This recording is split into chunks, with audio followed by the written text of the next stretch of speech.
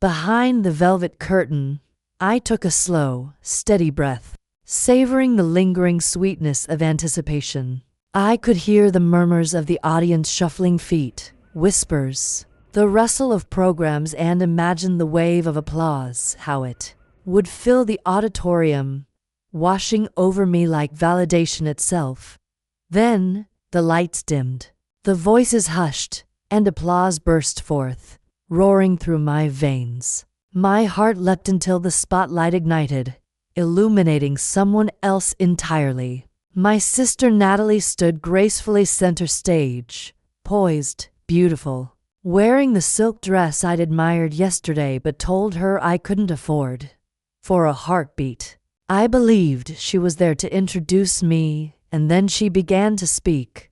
Stories aren't just words. Natalie's voice resonated, warm, confident, their threads of our souls, weaved into something tangible, something alive. My words, my very words, my pulse roared softly in my ears, a tide slowly rising. She continued, effortlessly smiling into the darkness. We don't choose the stories we live, but we choose how we share them. Tonight, let me share mine. The betrayal tasted coppery in my throat as Natalie spoke. Every crafted line I'd painstakingly written spilled from her lips like honey, seducing the audience. The room was hers entirely, yet every syllable belonged to me. By the time the ovation thundered again, my initial shock had condensed into calm clarity. This wouldn't stand. Natalie emerged from the stage wings glowing, beaming at staffers offering her praise. When she noticed me, her smile tightened slightly, and she moved toward me, arms extended. Julia, was I terrible? Her voice sparkled with playful confidence. I didn't return her embrace. My voice stayed calm, level. You were incredible. She drew back slightly, assessing my flat tone. You don't seem happy. I'm confused. Actually, that speech sounded awfully familiar. She glanced briefly toward a nearby stagehand, forced a quick smile, then tugged me gently toward the dressing room. Once inside, the door shut firmly. She folded her arms, raising an eyebrow. You're upset? She asked, soft but probing, as though surprised. Her eyes danced, waiting for me to crumble. You stole my story, Natalie. She sighed dramatically, turning to the mirror, checking her reflection. Stole? Julia, come on. I adapted something. You mentioned people adapt each other's ideas all the time. Adapted? I almost laughed. You read my journal, verbatim. Natalie spun back sharply, her gentle demeanor slipping. It was a few entries.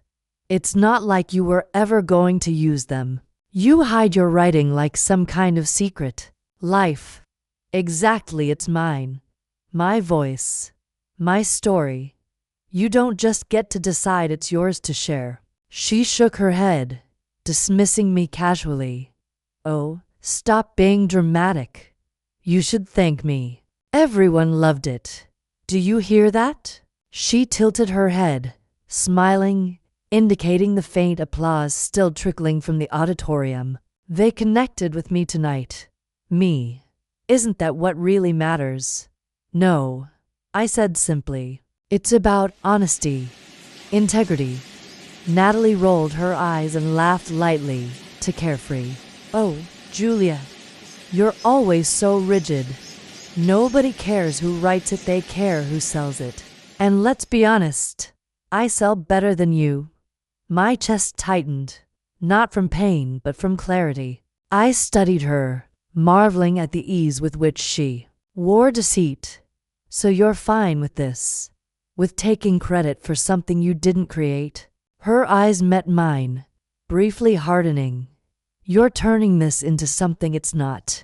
It's plagiarism, I whispered firmly, the word lingering between us like a bitter echo. Natalie's smile faded, replaced by irritation. It's family. Don't exaggerate.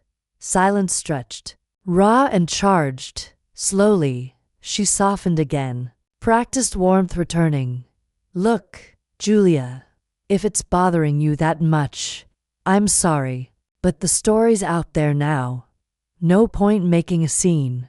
She adjusted her hair in the mirror, already dismissing our conversation, dismissing me. I watched her reflection carefully, noting the calm confidence, the quiet triumph shining in her eyes. This wasn't a misunderstanding, it was deliberate, calculated, cold. I felt no need to rage, no desire to cry or plead.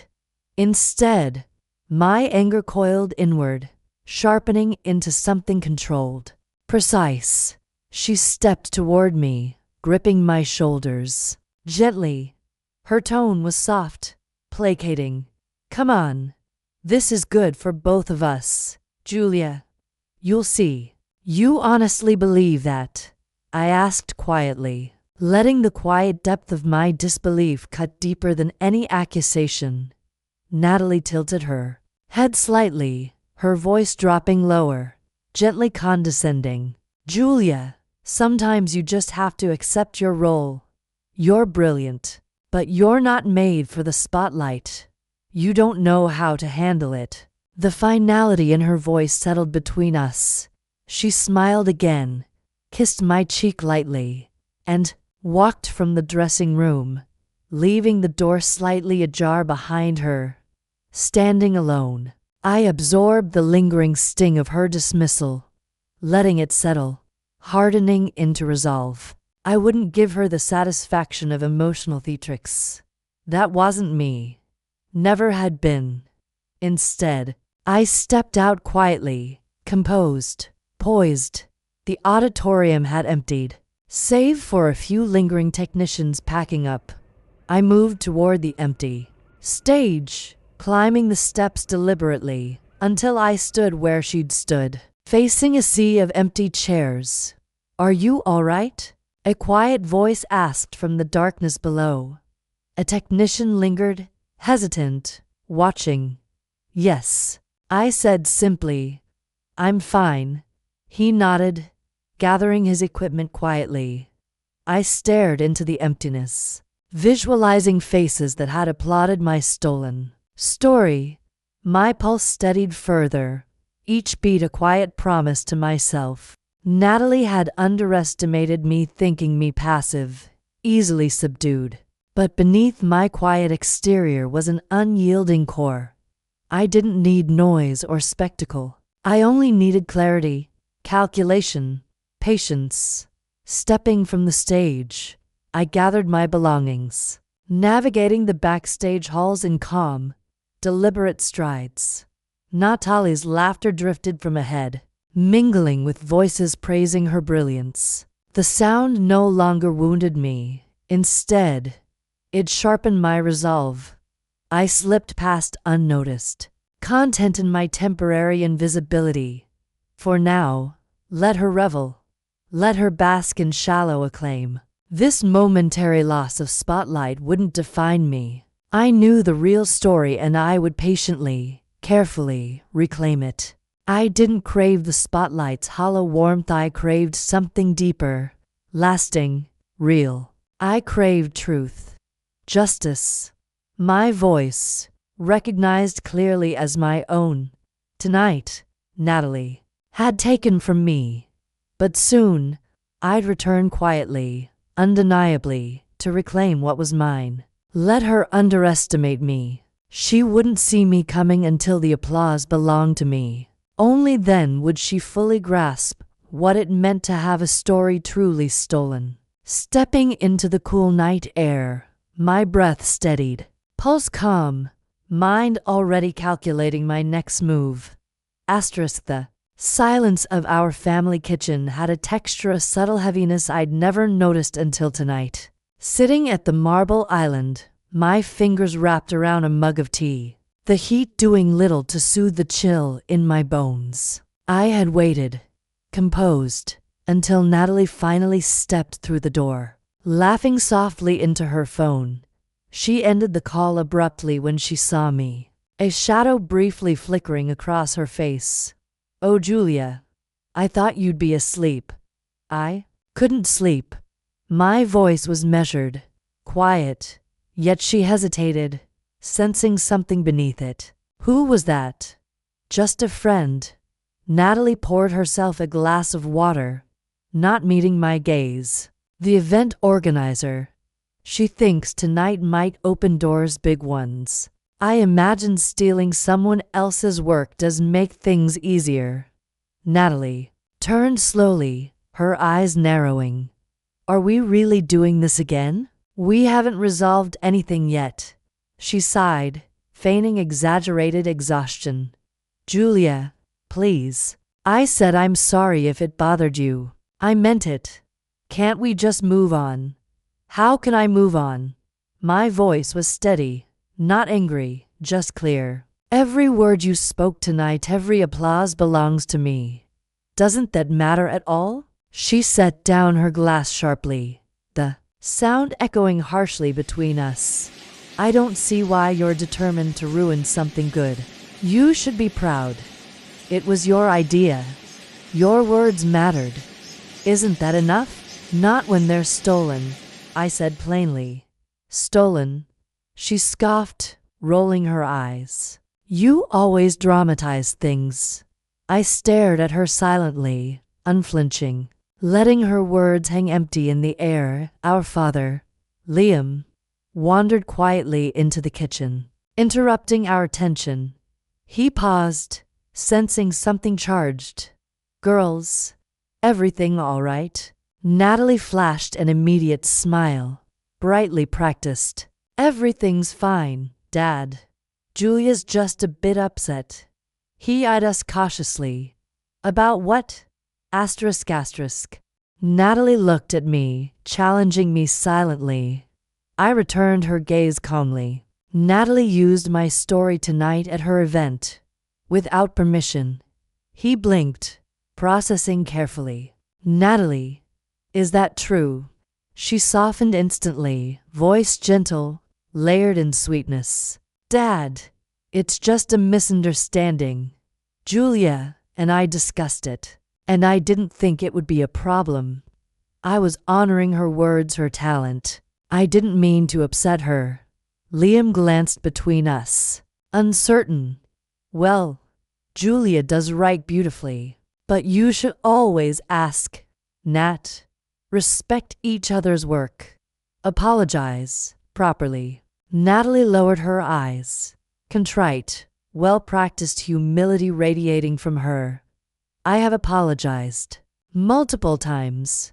Julia just isn't ready to accept it yet. Our father's face softened, seeking resolution. Julia, sweetheart, is this something we can settle quickly? Your sister clearly feels badly. I chose my words with quiet precision. She feels bad she got caught, not for what she did.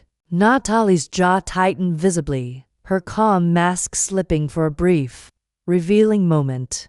That's unfair, is it? Liam sighed deeply, clearly uncomfortable. Julia, maybe give Natalie another chance to make things right. Natalie quickly seized her advantage. Julia, please. I've acknowledged your contribution. What more do you want? I paused, studying her carefully.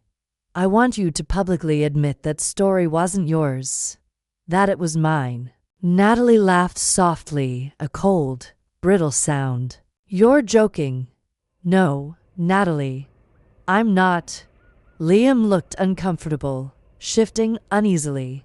Girls, let's not escalate things. Can't you work this out privately? It's beyond private. I replied calmly. Natalie made it public tonight. Natalie's voice tightened. I'm not going to humiliate myself just to soothe your wounded ego. It was one event, one story. Let it go, Julia. Her words settled heavily between us, cold and final. I felt the quiet strength solidify in my chest, resolve clarifying further. No, I won't. Natalie threw up her hands, exasperated. This is impossible. You're impossible. No. Natalie, I replied steadily. I'm clear. I'm calm. And I'm right. She stared at me, bewildered by my quiet certainty. Fine, keep your petty grievance. But remember, I gave you credit. You gave yourself credit. I corrected quietly. You never mentioned my name. She hesitated briefly, guilt flashing briefly before disappearing again into cold defiance. You're acting like I destroyed your career. You don't even have one. The words cut sharply, intended to wound, but I didn't flinch.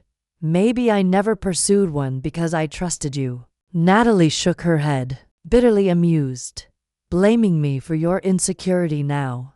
No, I answered simply, blaming you for betraying my trust. Liam intervened again gently. Girls, please. Family matters more than this. Julia, Natalie made a mistake, let's forgive. I met my father's eyes, gentle but firm. Forgiveness is easier when there's honesty. Natalie scoffed lightly, turning toward the stairs. I'm going to bed. Julia, when you decide to grow up, let me know.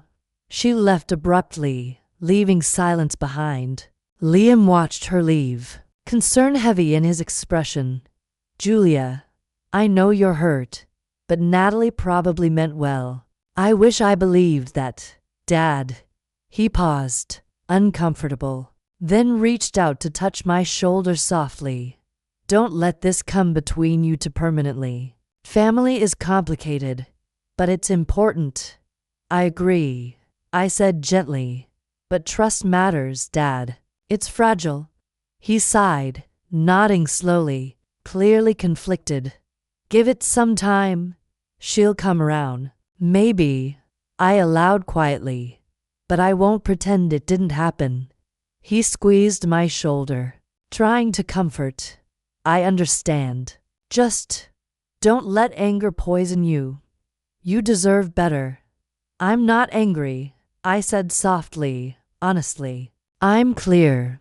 He nodded gently, sighing again, leaving me quietly alone. I sat for several minutes in silence, absorbing the bitter calm left behind by our conversation. The house settled around me, softly creaking in the night. I thought of Natalie's casual dismissal.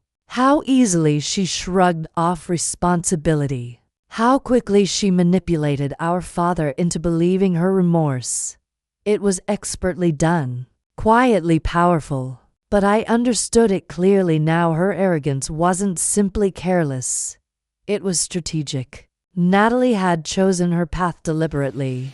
I rose slowly, rinsed my mug carefully, and moved quietly upstairs. Passing Natalie's closed door, I heard soft laughter again, murmured conversations behind her. Walls. She'd already moved past tonight, comfortably safe in her denial. Let her feel secure in her arrogance. Let her underestimate my quiet resolve. I had no interest in rash, emotional reactions.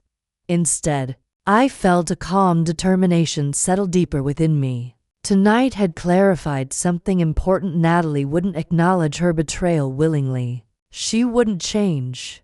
So I would. This wasn't a fight, it was strategy. I would reclaim my voice. My story without her approval, without noise or drama. Natalie had drawn her line clearly. Now I would draw mine, quietly, calmly, and she wouldn't see me coming.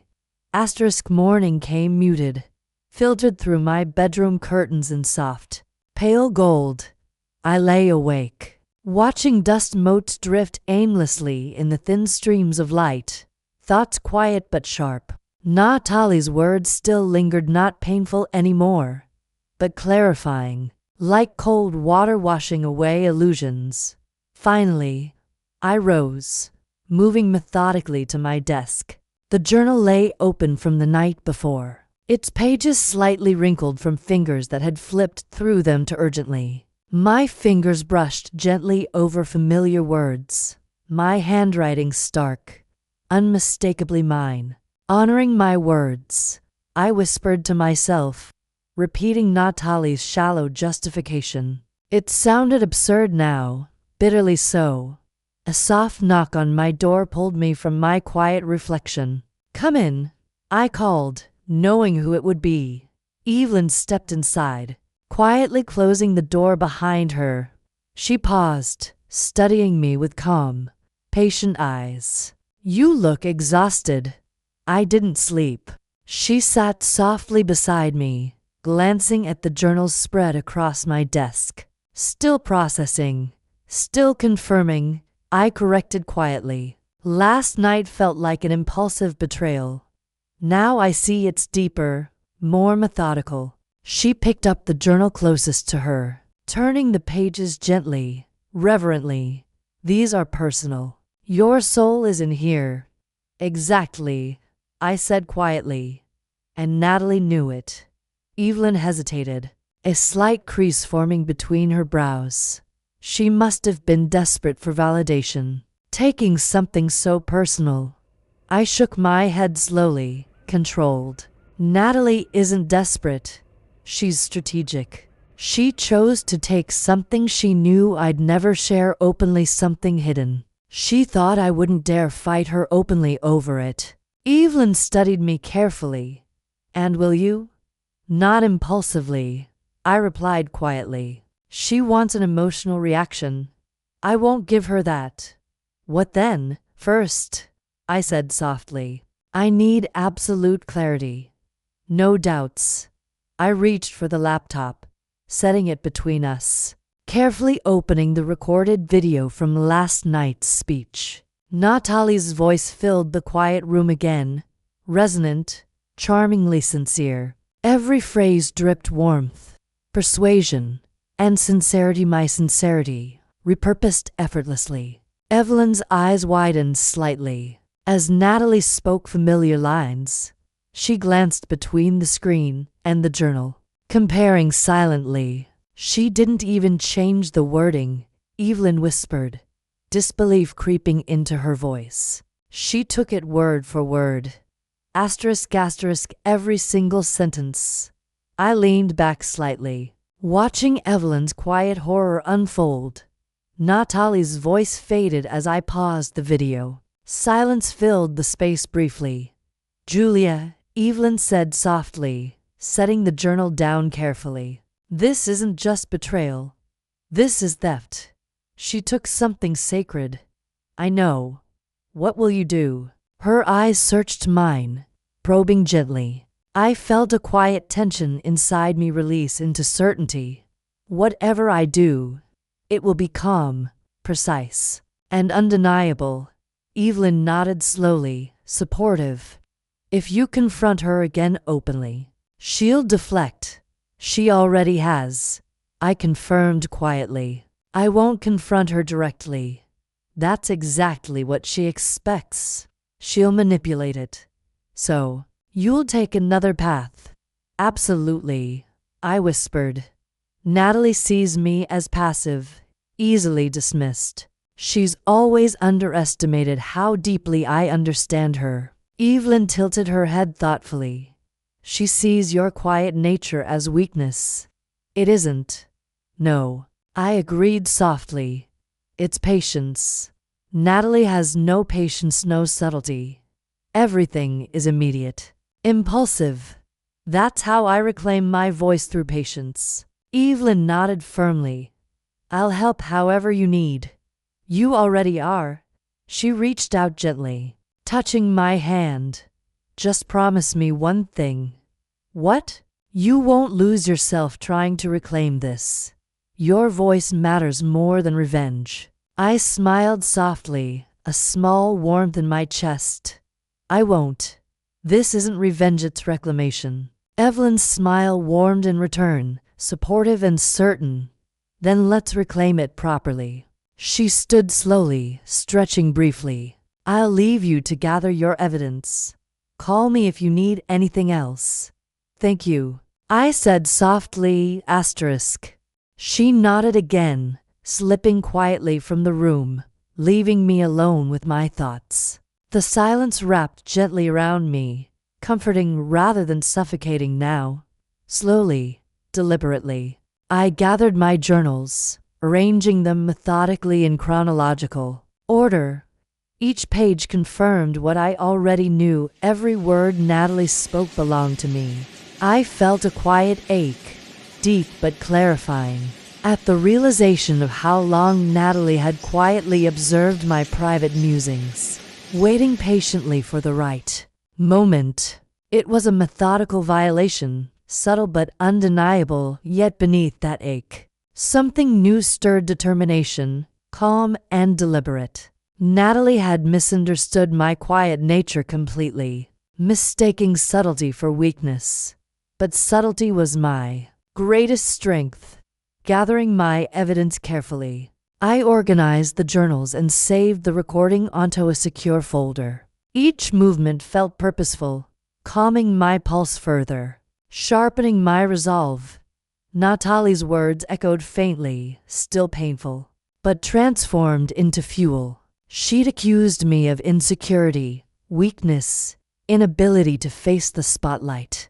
Perhaps she was partially right. I'd never sought attention openly, preferring to share my voice privately, carefully. But she was wrong to think silence equaled powerlessness. Sitting back in my chair, I let a quiet peace settle deeply into me. Natalie's betrayal had been painful, but it had also stripped away illusions, leaving me clearer, stronger, ready. This was no longer simply about stolen words. It was about identity, trust, boundaries, and the quiet, firm right to my voice. Natalie's actions had started something she wouldn't be able to stop, something quiet, relentless, and true. Closing my laptop, I stood slowly, stretching my limbs gently, tension releasing from my body. The room around me felt warmer, brighter, despite the quiet shadows still lingering. Each step forward felt calm, precise, purposeful. Natalie had unraveled threads of my story, but in doing so, she'd given me something invaluable: clarity. My voice mattered. My boundaries mattered.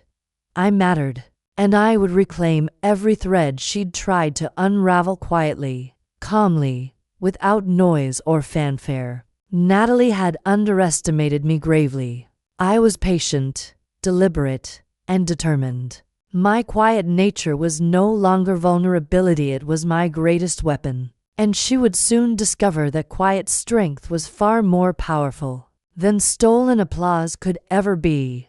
In the days following Natalie's betrayal, I slipped quietly into the shadows, observing, planning. She continued to flourish publicly, smiling brightly in photographs that populated social media, embracing attention with practiced ease. I allowed her that spotlight, willingly retreating, becoming nearly invisible to her and to everyone else. Except Evelyn.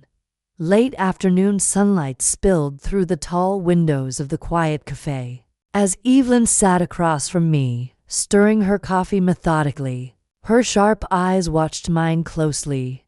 "You've gone completely silent," she observed calmly. "Natalie thinks you're backing down." "That's exactly what she needs to think," I replied, voice carefully controlled, eyes steady. "She expects me to either fight loudly or surrender. I'll do neither." "So you're retreating to advance?" "Yes," I confirmed quietly. "Every step Natalie makes now is predictable. Her arrogance blinds her. She won't see anything subtle." Evelyn smiled faintly, a glint of admiration in her eyes. "You've thought this through carefully." "Extremely," I answered simply, sipping my tea calmly. "I spent years trying to protect Natalie from consequences. That's over. She chose this." Evelyn tilted her head slightly, thoughtful. "What's the first move?" "I need counsel," I said softly. "Someone neutral, experienced someone Natalie would never suspect. Evelyn's eyebrows lifted, slightly intrigued. Who? My old professor, Martha Kane, I answered calmly. Natalie thinks Martha dismissed me as quiet, unambitious. In reality, Martha understood me perfectly. She'll help quietly. Do you trust her? Completely. I replied with quiet certainty. She values authenticity above everything. Natalie's deception will anger her deeply. Evelyn nodded slowly. Then she's perfect. We sat quietly a moment, comfortable in silence. Evelyn leaned forward slightly, voice careful. Do you still feel hurt? I considered briefly, honestly. Yes, but it's sharper now, focused. Pain becomes useful clarity when directed correctly. She smiled softly, supportive. Good. Remember that. We parted shortly afterward. Evelyn slipping quietly from the cafe as discreetly as she had arrived. I sat a moment longer, gathering myself deliberately, then made a single call. Professor Martha Kane's voice crackled slightly over the line, warm but curious. Julia Preston, I haven't heard from you in ages. I know, I said gently, quietly calm. I need your advice. A thoughtful pause followed, brief but significant. Then come see me tomorrow morning. Bring everything. The next morning, I stepped into Martha's warmly lit office. Shelves lined with books, neatly arranged manuscripts stacked precisely on her desk. The familiar scent of ink and old paper filled the air. She rose, smiling faintly, eyes assessing me thoughtfully. Julia, she said, gently embracing me. You seem quieter than usual but clearer. I confirmed softly. Sit. She gestured toward a comfortable chair opposite her desk, waiting patiently until I settled. She studied me carefully, concern gentle but probing. What happened? Calmly, methodically, I laid out everything: Natalie's theft, my careful retreat, Evelyn's quiet support, my deliberate plan of subtle reclamation. Martha listened quietly, eyes narrowing slightly, expression deepening thoughtfully as each detail emerged. When I finished, she exhaled softly, leaning back slowly. She stole your voice. That's not forgivable lightly. No, I agreed gently. I don't forgive lightly. Martha's gaze sharpened thoughtfully, assessing deeper. You've always been subtle, Julia, but not passive. It's why I respected you. Natalie mistook subtlety for weakness, her mistake. I need your guidance. I said quietly. How do I reclaim myself without compromising integrity?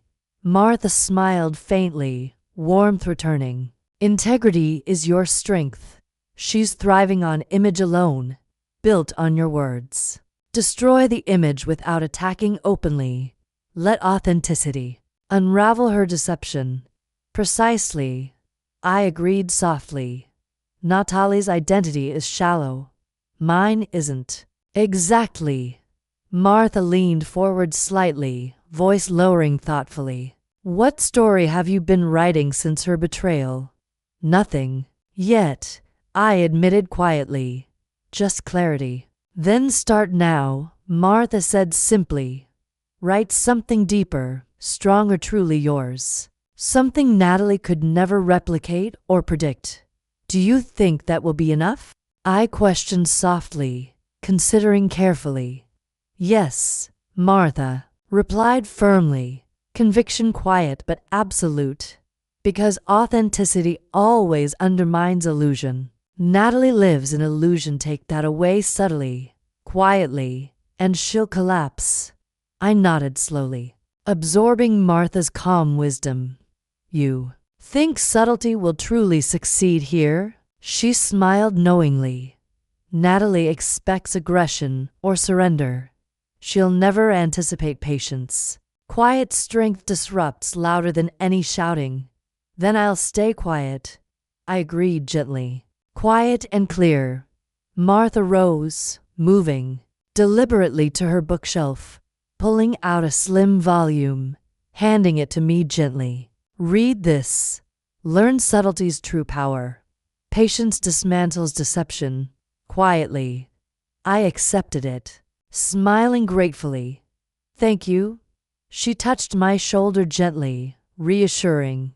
You'll succeed, Julia. Your voice is too honest to remain stolen.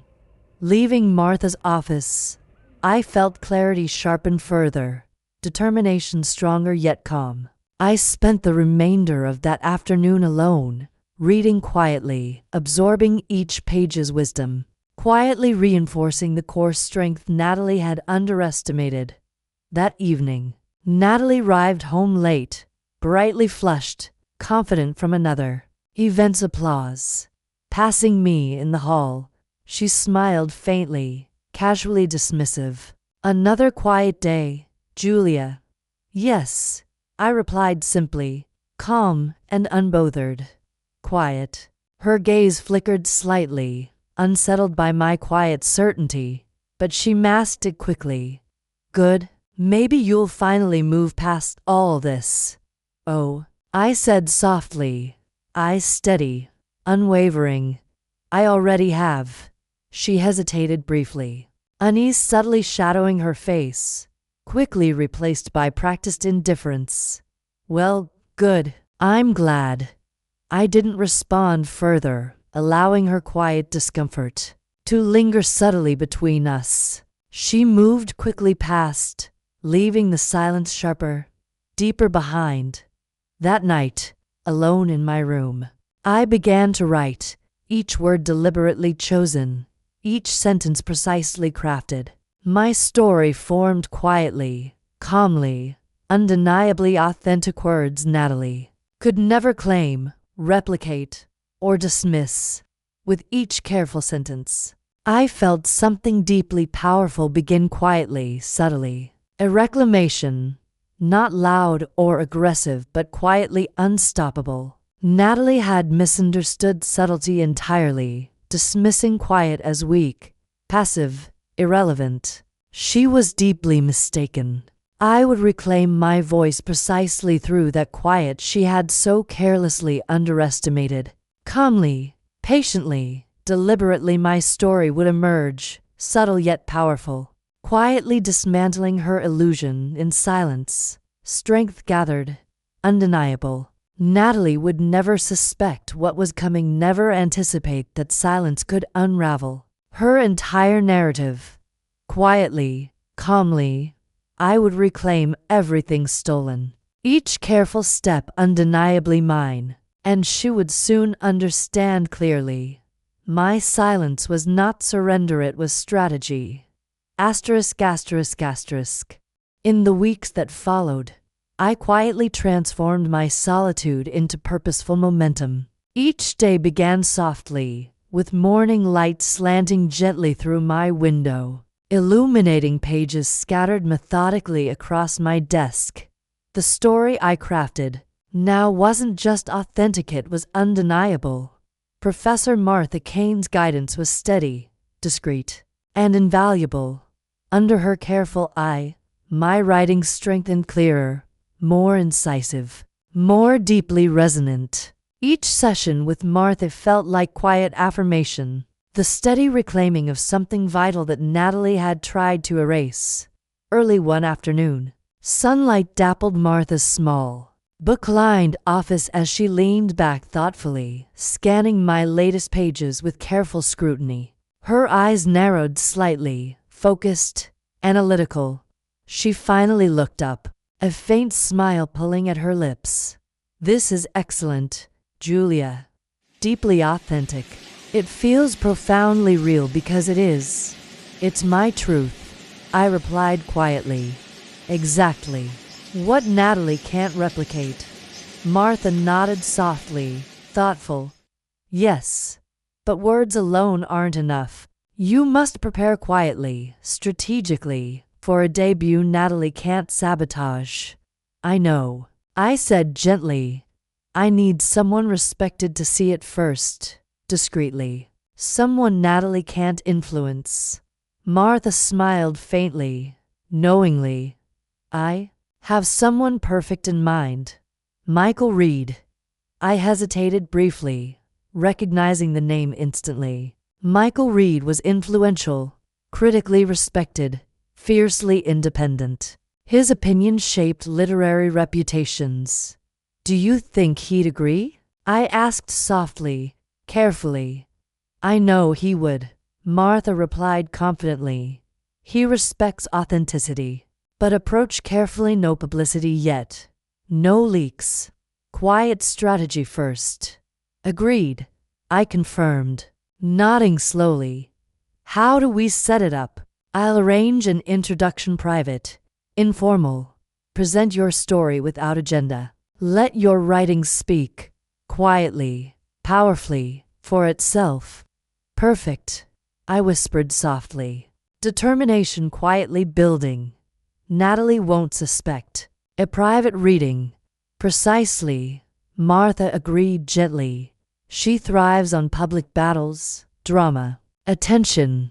Deny her that. I left Martha's office quietly, buoyed, focused, certain. Everything was aligning subtly, deliberately, precisely. Natalie continued basking in public applause. Blind to my quiet preparations, she saw my silence as surrender.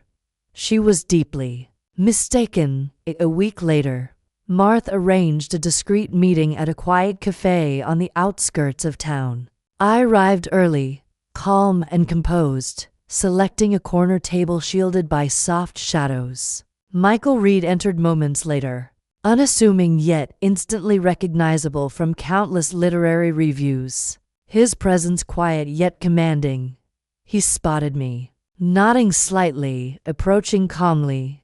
You're Julia, he said simply, seating himself smoothly across from me. Martha speaks very highly of you. I appreciate your time, I replied quietly, meeting his steady gaze. I know how busy you are. I'm never too busy for genuine talent, he replied thoughtfully. Martha insists your voice needs to be heard quietly first. I'm intrigued. Without preamble, I handed him the carefully bound manuscript, simply titled. He accepted it gently, turning the pages deliberately, eyes scanning, thoughtful, yet inscrutable.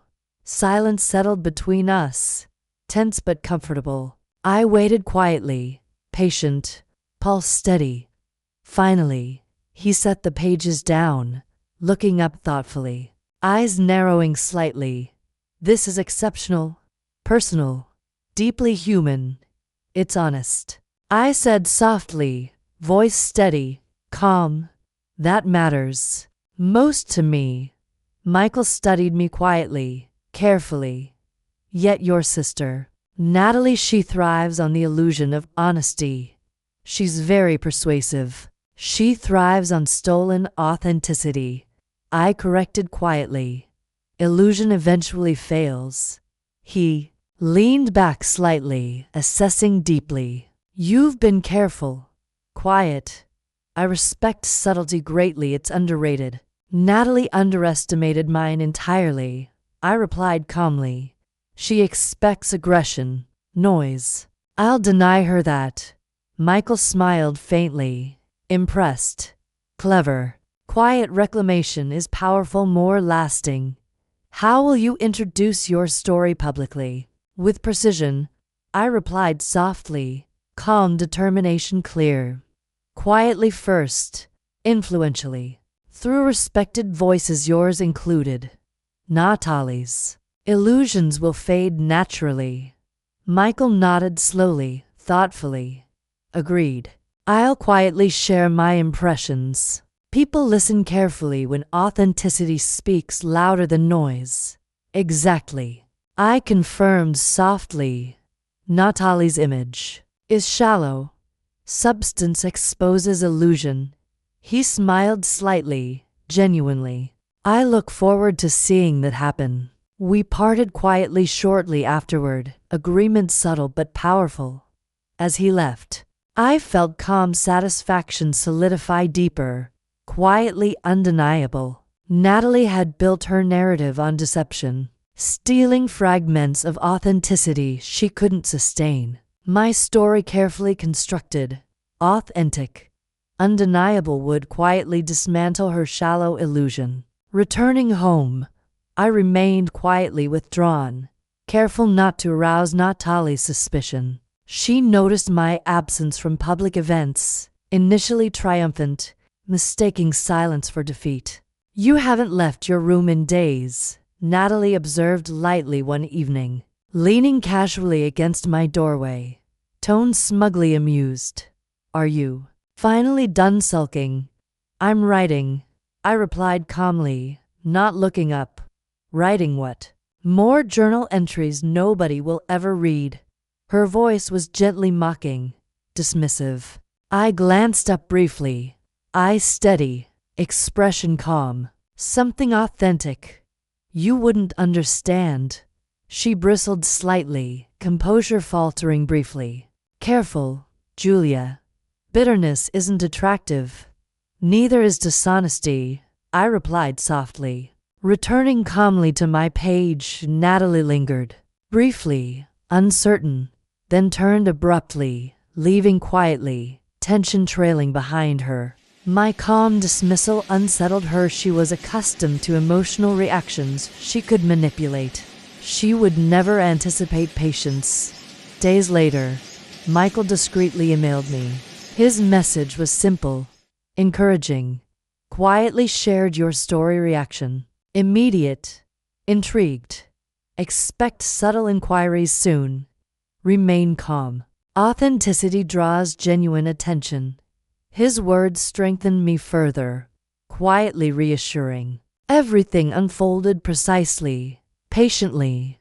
Natalie's public presence grew louder, oblivious to whispers building discreetly round my quiet authenticity. She enjoyed hollow applause, unaware her pedestal was quietly weakening. I carefully documented every subtle reaction, each discreet inquiry, tracking quiet alliances forming beneath Natalie's shallow radar. Every careful step was purposeful, deliberate, no rushed actions, no impatience. Professor Kane checked in discreetly, monitoring quietly, offering occasional encouragement. "Stay patient," she advised softly. "Patience dismantles illusion." I replied gently. "Natalie's attention will wane eventually. My authenticity won't."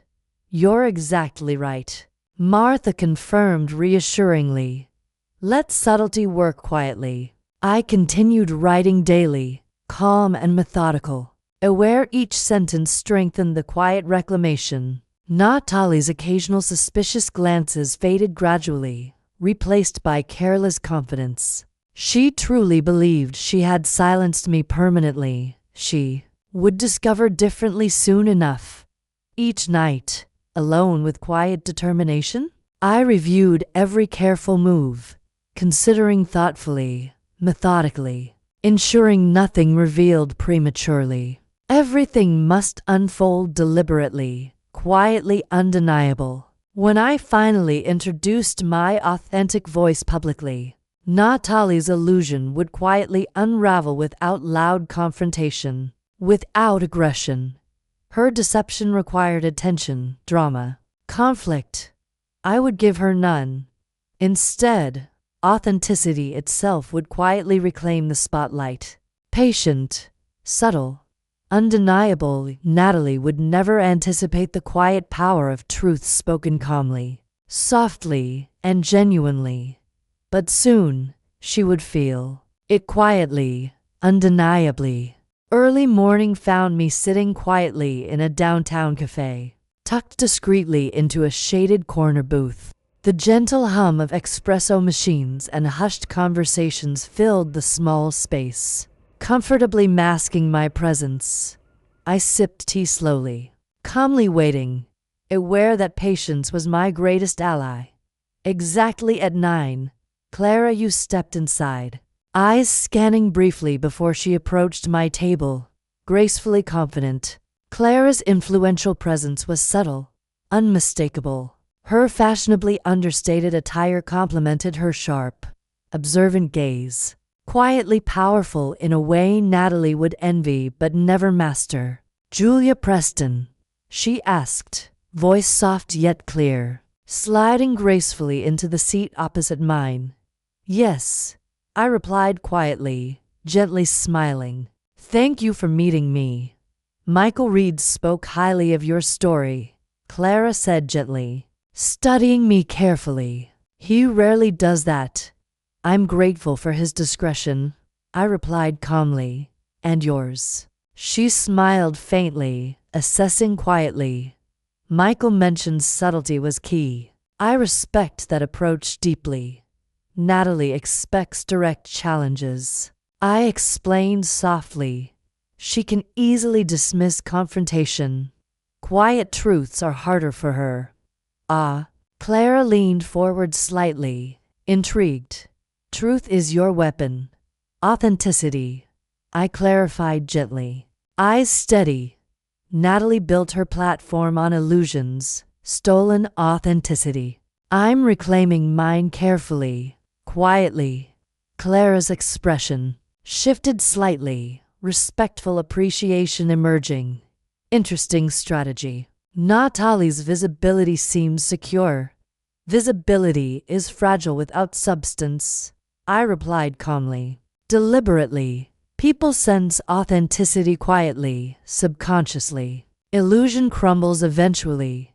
She smiled faintly, thoughtfully impressed. "You've considered every angle carefully. How can I help subtly?" "Quiet introductions," I suggested softly. "Your connections respect you. If they encounter authenticity through someone trustworthy first, Natalie's deception unravels naturally." Clara nodded slowly, considering deeply. "You want whispers to do the work?" "Yes," I confirmed gently. "Natalie controls direct narratives easily. Quiet whispers, subtle authenticity, she can't manage that." "Agreed." Clara leaned back slightly, approving. "I'll discreetly introduce your work to influential circles. Quietly, naturally." "Perfect," I replied softly, grateful. "Let authenticity speak louder than her illusions." "I believe it will," Clara assured gently. "You've already intrigued many quietly. Michael's recommendation matters." We spoke briefly longer. Quiet strategy aligning seamlessly, subtle alliances carefully established. Clara left gracefully, unhurried, leaving me calmly reassured, resolve deepening further.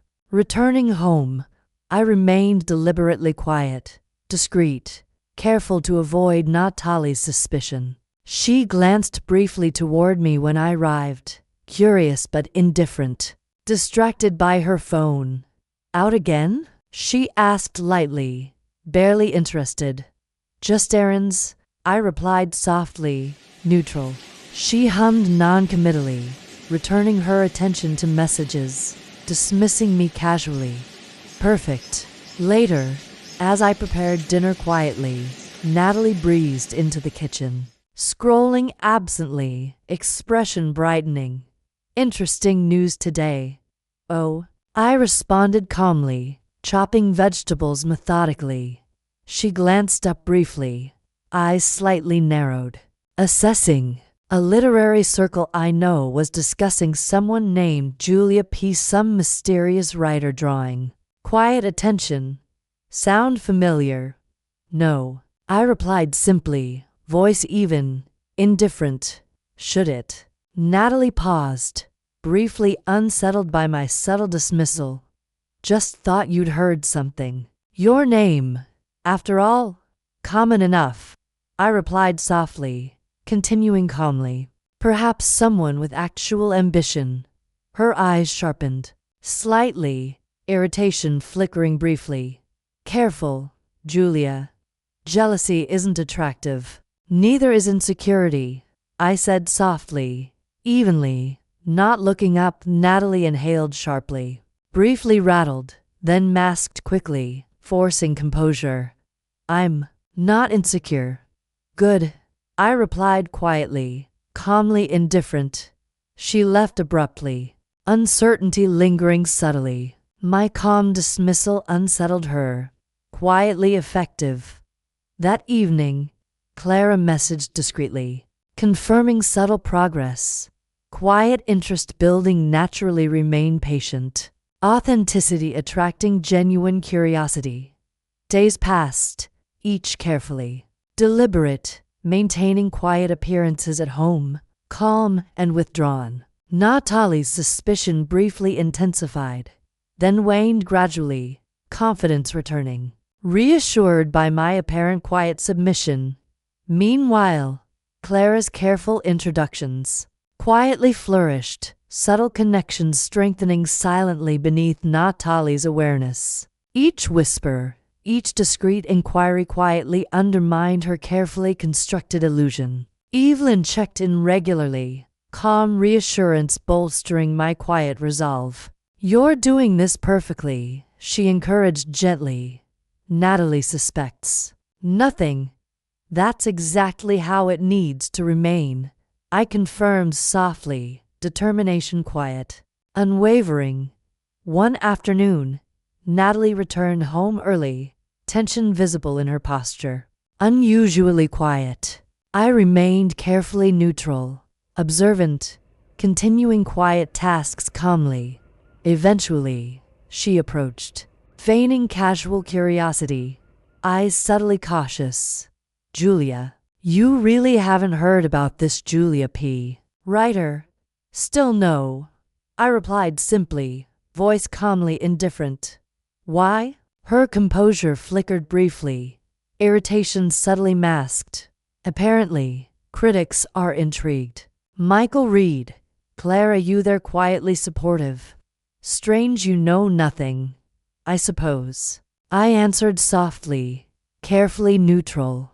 Maybe you should reach out, control the narrative. Her eyes narrowed sharply, suspicion briefly surfacing. Meaning what? Nothing, I replied gently, evenly indifferent. You seem interested, that's all. She stared quietly, unsettled by subtle implications, then retreated sharply, dismissing quietly. My carefully indifferent calm disturbed her profoundly, exactly as intended. Later, Clara discreetly messaged again. Natalie anxious, quietly, uneasy. Authenticity speaks louder now. Remain patient. That night, I sat quietly at my desk, feeling calm satisfaction solidify deeply. Every careful step unfolded precisely. Quietly dismantling Natalie's illusions. She'd grown used to dismissing confrontation, drama fueling her carefully controlled narrative. Quiet subtlety unnerved her deeply, unpredictably unsettling. She continued to probe discreetly, searching quietly for evidence linking me to the whispers quietly undermining her illusion. Each careful dismissal I offered intensified her subtle anxiety, uncertainty gnawing beneath her carefully maintained confidence. I quietly documented each subtle reaction, calmly aware that patience was quietly dismantling her carefully constructed narrative. Natalie expected emotional reactions, noisy confrontations, easily manipulated situations. My careful subtlety disrupted her deeply quietly, undeniably, as days progressed. Subtle alliances strengthened further, quietly influential connections, discreetly building around authentic curiosity about Julia P. Me. Each carefully whispered conversation, each subtle acknowledgement further weakened Natalie's carefully maintained illusion. I watched calmly, observant, patiently allowing Natalie's subtle discomfort to deepen quietly. Her illusion depended entirely on public confidence, carefully controlled perceptions. Quiet authenticity quietly undermined her carefully built image. subtly shifting perceptions without open confrontation. Professor Martha Kane quietly encouraged patience, affirming subtle progress regularly. Remain calm, Julia. Quiet patience dismantles illusions permanently. I agreed softly, determination deepening quietly.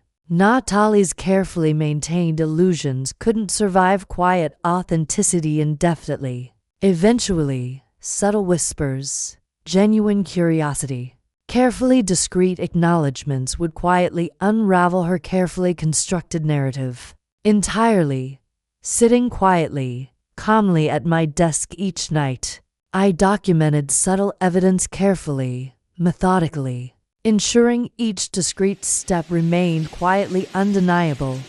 When I eventually chose carefully, deliberately, to reveal Julia P's true identity, Natalie's illusion would quietly collapse entirely, authenticity undeniably reclaiming my stolen voice. Natalie continued to bask in shallow applause, quietly uneasy beneath carefully maintained confidence. Each subtle whisper quietly disturbed her deeply, carefully undermining her carefully constructed illusion without open confrontation, without aggression. Quiet authenticity, carefully wielded patience. These subtle weapons quietly dismantled Natalie's carefully maintained deception, steadily reclaiming authenticity, voice, and identity. Natalie expected direct battles, carefully manipulated drama she never anticipated. Quiet, calm, deliberate truth. Quietly, calmly, deliberately I continued careful reclamation. She would soon quietly discover. Illusion crumbles quietly, undeniably beneath subtle authenticity. Subtle shifts began quietly but swiftly, like soft ripples spreading unnoticed across calm water. My writings, discreetly circulated, drew whispered acclaim, carefully cultivated curiosity transforming into genuine intrigue. Julia P. A mysterious, yet authentic new voice, gently resonated through carefully chosen circles, quietly intriguing critics and readers alike.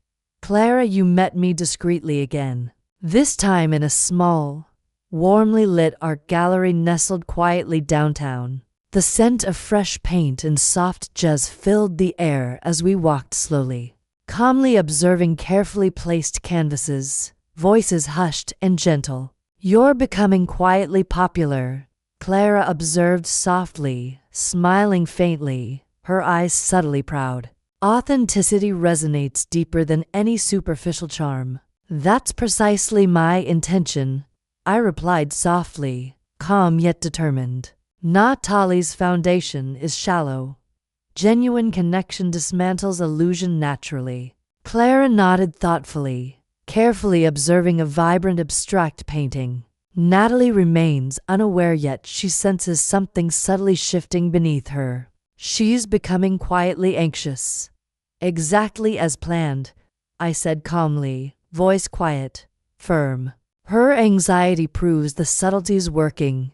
Clara glanced toward me gently, thoughtfully approving. You're impressively strategic, Julia. Most people would crave open confrontation. I've learned patience holds greater power, I replied softly. Subtlety undermines louder narratives permanently. She smiled gently, quietly supportive. Indeed it does. We walked slowly further, silence comfortably settling between us. Quietly meaningful. Clara paused thoughtfully before a softly illuminated piece. Gentle hues blending delicately across canvas. Subtlety, she murmured quietly, thoughtful. Powerful yet easily overlooked. Much like you. Exactly, I replied softly, smiling faintly. Natalie dismissed subtlety as irrelevant. She won't anticipate its quiet strength. Clara nodded slowly, voice gently confident. Soon she'll have no choice. Days progressed carefully, my quiet anonymity carefully maintained. Subtle curiosity growing steadily, authentically. Each carefully crafted piece resonated quietly, genuinely connecting with discreet yet influential circles, steadily expanding Julia P's audience. Natalie remained publicly confident yet quietly anxious, subtly unsettled beneath carefully maintained composure. Evelyn visited discreetly one evening, quietly supportive, watching carefully as I calmly, methodically organized evidence and subtle feedback. "You've built something quietly powerful," she observed gently, proudly supportive. Natalie's confidence weakened subtly, daily. "Exactly as intended," I confirmed softly. Calm yet determined. Subtlety dismantles her deception gradually. Evelyn smiled faintly, carefully approving. "Your strategy's flawless, Julia. Patient authenticity always prevails quietly." "Precisely." I agreed gently, resolve quiet, certain. Late one afternoon, while quietly preparing dinner, Natalie appeared suddenly, visibly tense, holding her phone tightly. Her careful composure strained slightly, suspicion quietly flickering beneath surface calm. "Julia, honestly, tell me, have you truly never heard of this Julia P. author?" I glanced up calmly, voice softly neutral. "Again, no." "Why?" She hesitated briefly, uncertain, then sighed sharply. Frustrated. "Clara, you mentioned this Julia P. again. She's quietly supportive, subtle about it, but obviously influential. Why does it matter?" I asked gently, carefully dismissive. Natalie's eyes narrowed slightly, carefully controlled suspicion, briefly surfacing. "Because whoever this Julia P. is, people genuinely respect her voice, her authenticity." "Good for her," I said softly, indifferent, turning back to chopping calmly. "She sounds talented." Natalie stiffened quietly, deeply unsettled by subtle implications. "You really know nothing?" "Nothing," I replied simply, calmly continuing my task. She lingered briefly, subtly anxious, then turned sharply, leaving quickly, tension quietly trailing her retreat. My careful indifference subtly intensified her quiet unease. Precisely as intended. That evening, alone, I calmly documented Natalie's subtle reactions, confirming quietly effective strategy.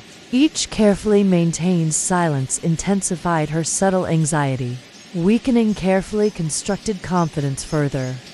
"Michael," Reed discreetly emailed shortly after, interest quietly surging. "Julia P.'s authenticity strongly resonates. Remain patient," subtlety quietly dismantling illusion. His reassurance strengthened quiet determination further. Each day, each carefully crafted piece, quietly undermined Natalie's carefully maintained illusion, authenticity quietly reclaiming rightful attention. Natalie became quietly obsessed, subtly probing for evidence linking me to whispers, unsettling her carefully maintained image. I calmly deflected each subtle attempt, maintaining careful indifference, quietly intensifying her anxiety further. "You're strangely quiet lately," Natalie observed tensely one evening, eyes subtly cautious, carefully masking suspicion. "Is everything all right?"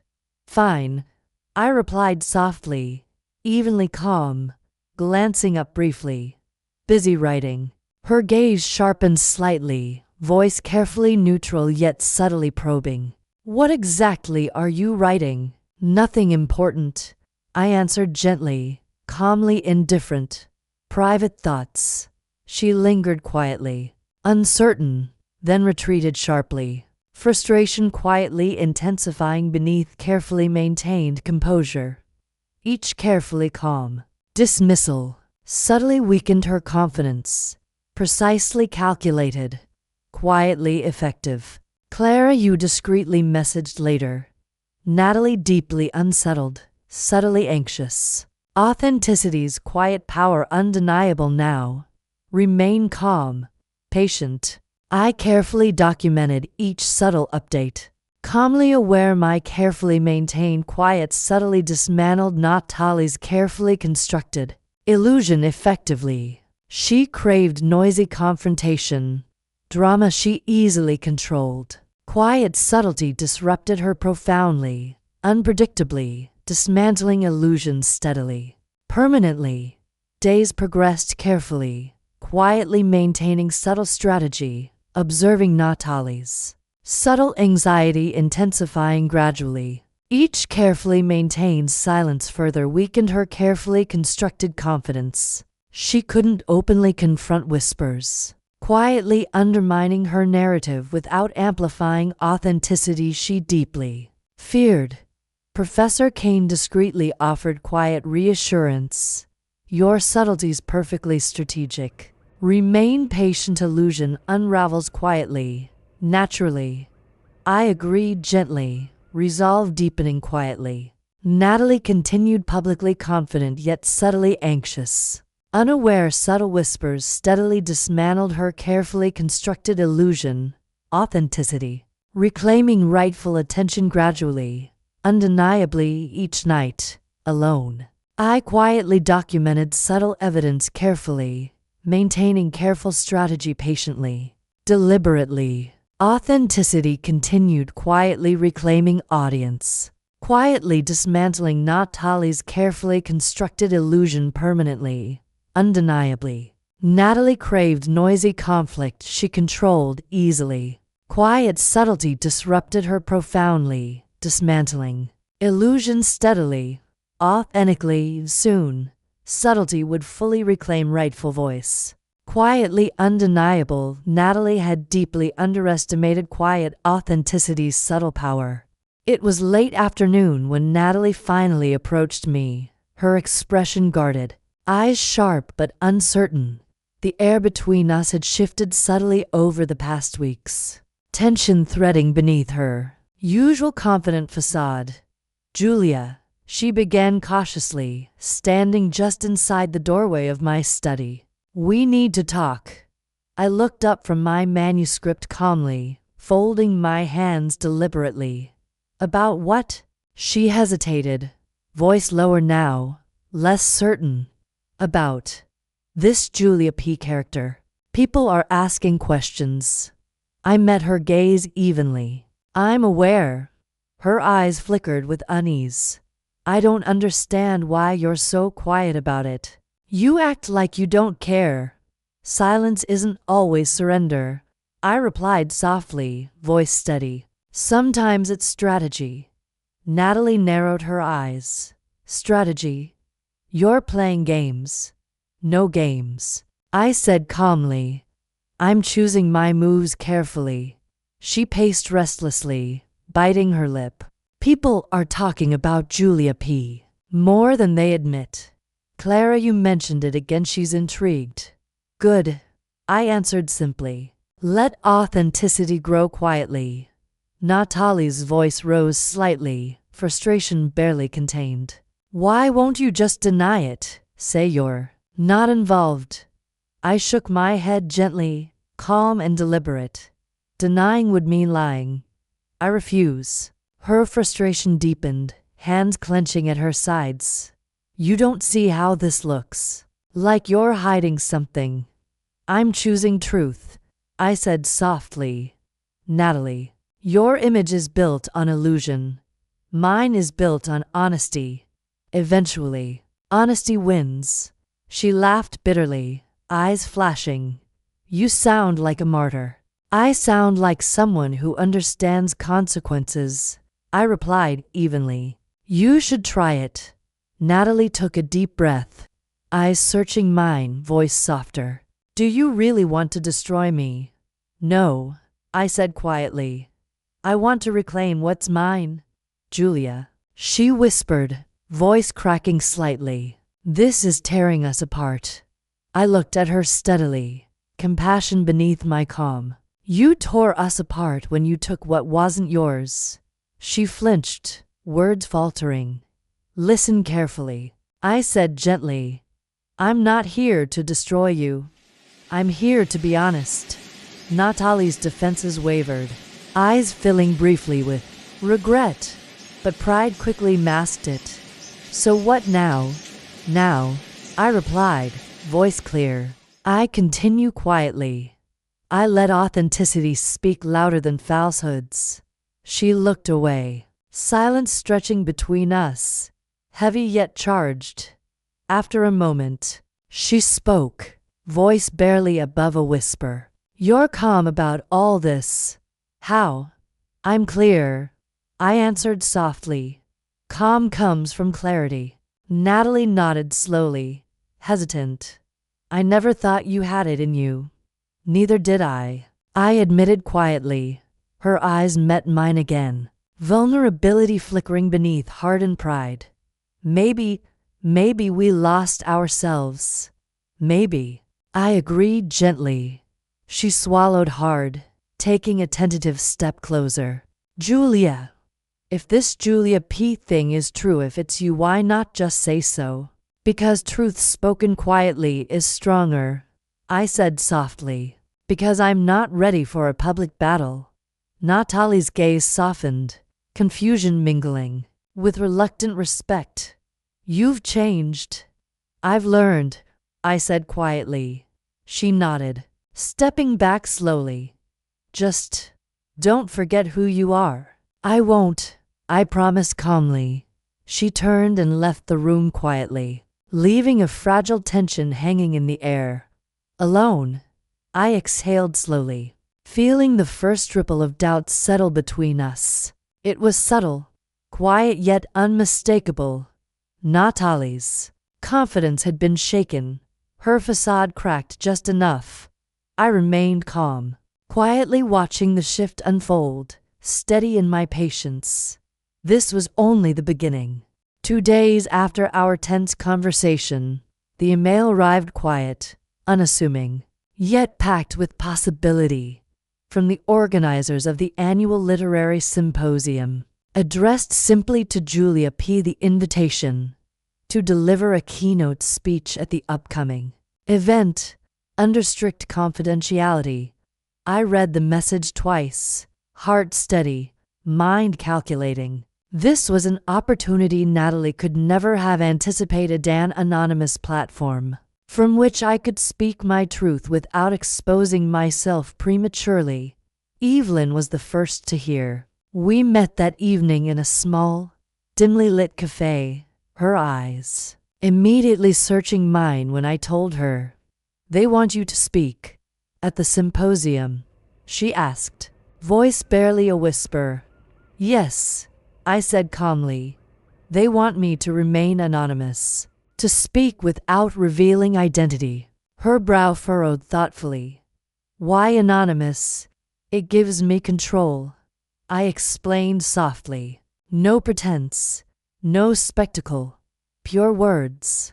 A voice free from expectation. Evelyn smiled, eyes brightening with approval. "That's perfect. Natalie thrives on public drama and recognition. This cuts through all that." I nodded, feeling the quiet weight of the moment settle deep inside. It's a chance to reclaim without confrontation. She reached across the table, gripping my hand gently. "Are you ready?" I met her gaze steadily. "Yes." Calm, clear. Over the following days, I prepared meticulously, rehearsing my speech in solitude. Words were sharpened, stripped of excess, imbued with subtle power. It was not just a narrative, but a declaration, quiet, resolute, undeniable. Natalie remained oblivious.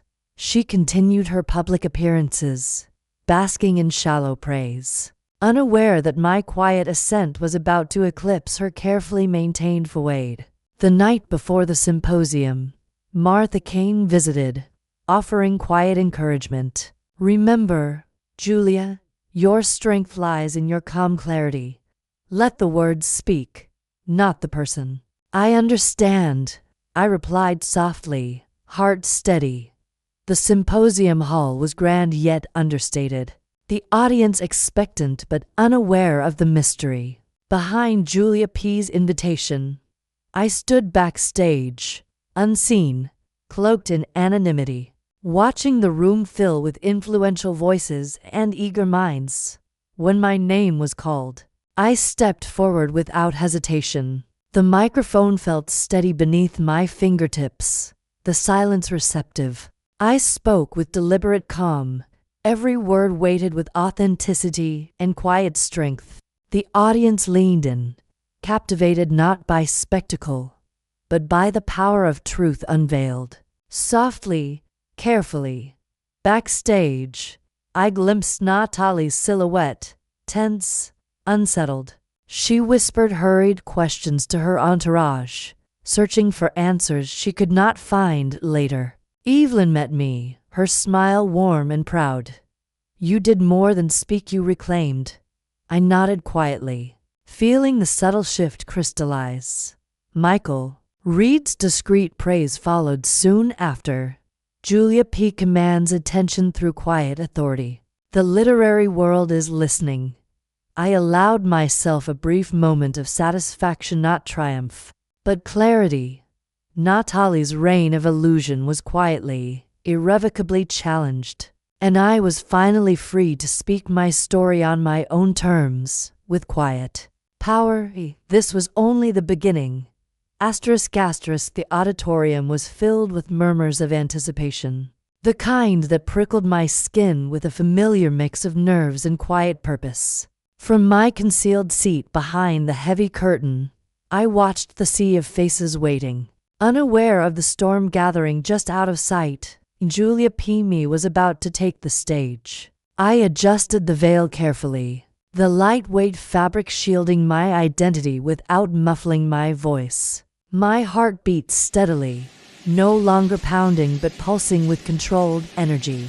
This was my moment, anonymous, yet irrevocably mine. The spotlight flicked on, bathing the stage in warm light.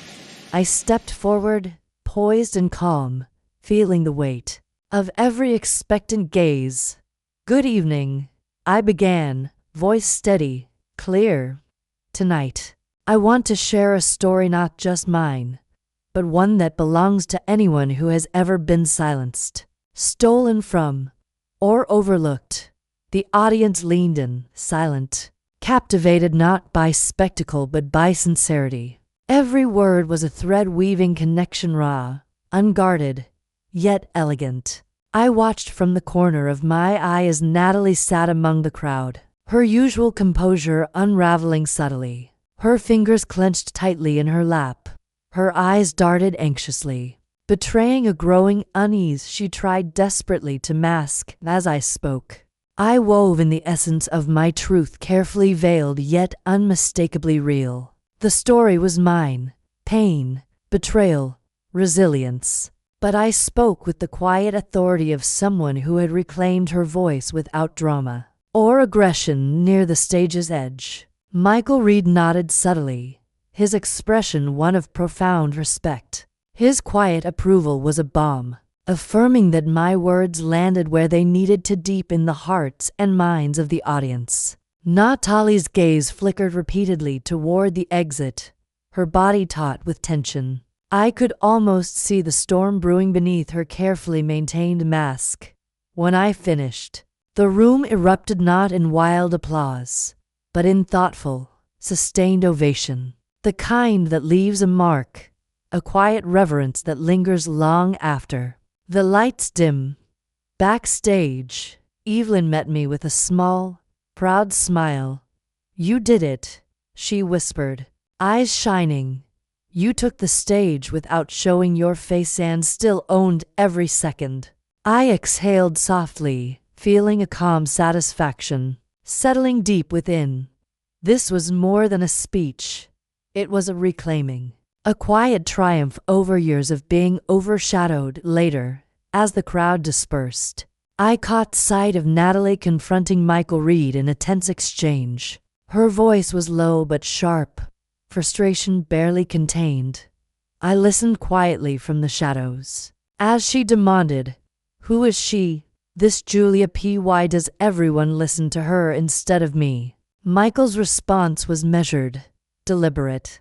Julia P. speaks with authenticity, something you can't replicate. Natalie's face tightened, her mask slipping further. I smiled faintly to myself. Her carefully constructed world was beginning to crumble. That night, alone in my room, I reflected on the subtle power of anonymity. By hiding my face, I revealed my soul. The audience saw only the words undiluted. Unmasked, Natalie had relied on her image, her charm, her borrowed words. I relied on truth. The contrast was undeniable. I realized then that true power didn't need the spotlight's glare. It thrived in quiet conviction, and as my story quietly spread, weaving through whispers and conversations, I knew this was only the start of a deeper reckoning. Natalie's facade was cracking, and I was ready to watch it fall. With calm certainty, I prepared for what was coming next, confident that authenticity would always outlast illusion. Tonight, behind the mask, I found my true face, and it was stronger than ever. The days after the symposium were charged with an electric quiet, a current flowing beneath every conversation in the literary world. My email overflowed with invitations, interviews, praise for Julia P., but all requests were met with my careful silence. I wanted whispers, not noise. I moved through the city calmly, always watchful. Natalie's name still glimmered in the press, but it had dulled her light, overtaken by curiosity about Julia P.'s authenticity. The difference was subtle, but profound. One morning, as I sat in the corner of my favorite cafe, I received a message from Michael Reed. People are guessing, connecting threads. Some are beginning to see the truth. You should decide when and how to reveal. I closed the message, heart steady. The time for subtleties was ending. That evening, Natalie found me in the kitchen, her movements taut and clipped. She hovered in the doorway, searching for some sign of weakness in my face. I ran into Michael today, she began, voice sharp, eyes narrowed. He seemed different. He mentioned Julia P. again. You wouldn't know anything about that, would you? I placed my cup on the counter with deliberate calm. People are drawn to honesty. Natalie snorted, a brittle laugh. Is that what this is about? Honesty? You think parading around as some anonymous martyr is honest? I think letting the truth breathe is honest, I replied softly, and letting others find it for themselves. She stepped forward, anger barely masked. People are starting to talk, Julia. They're saying Julia P. might be you. I met her gaze, unwavering. Are they? She studied me, searching for cracks in my composure. If you're trying to humiliate me, it won't work. My reputation is solid. I shook my head, voice steady. I'm not interested in humiliation, Natalie. I'm interested in the truth. She clenched her fists, anger finally surfacing. You think you're so clever hiding behind your little pen name. But what's the point? Why not just come out and say it? Because the truth is bigger than a name, I replied quietly. It isn't about me. It's about what was taken and what must be restored. Her face paled, pride struggling against uncertainty. If you're Julia P., you're going to ruin everything. No, I said, voice gentle. I'm going to set things right. She glared at me, frustration giving way to desperation. Do you have any idea what this could do to me? My career, my life? Yes, I said simply, I do. She took a shaky breath, composure slipping. This is going to destroy us, Julia. It was never about us, I replied. It was about what's right. Natalie stared at me, silence stretching between us. I saw it then, the first fracture of her certainty, the fear that her mask could not cover. She turned abruptly and left the echo of her footsteps lingering like a question. Later that night, I opened my laptop, logged into the private forum where the literary world's insiders gathered. Carefully, strategically, I left a trail. A subtle reference here, a careful acknowledgement there. I allowed just enough to make the connection inevitable. The next morning, my inbox exploded with questions. Are you Julia P? Did Natalie use your work? We want to hear your side. I answered none, letting the evidence speak for itself. Each whisper grew louder, every connection more certain. Evelyn called, voice bright with relief. You did it, Julia. People see you now. Natalie's facade is breaking. I know, I said, voice calm. It's time for clarity. For the first time in years, I felt peace in my chest, quiet, resolute, unyielding. The story I'd written, the patience I'd shown, was finally cutting through Natalie's illusion. She'd tried to deny it, to fight it, but truth always surfaced. And, in the calm aftermath, I stood exactly where I belonged, in the clarity of my own voice, unmoved by her chaos, unafraid of what would follow. The mask was slipping for her now, not me. And for the first time, Natalie looked lost while I felt utterly found. It was raining when Natalie finally cornered me. Evening light flickered against the windows, streaks of water blurring the city beyond, cloaking us in a hush as she stepped into my study.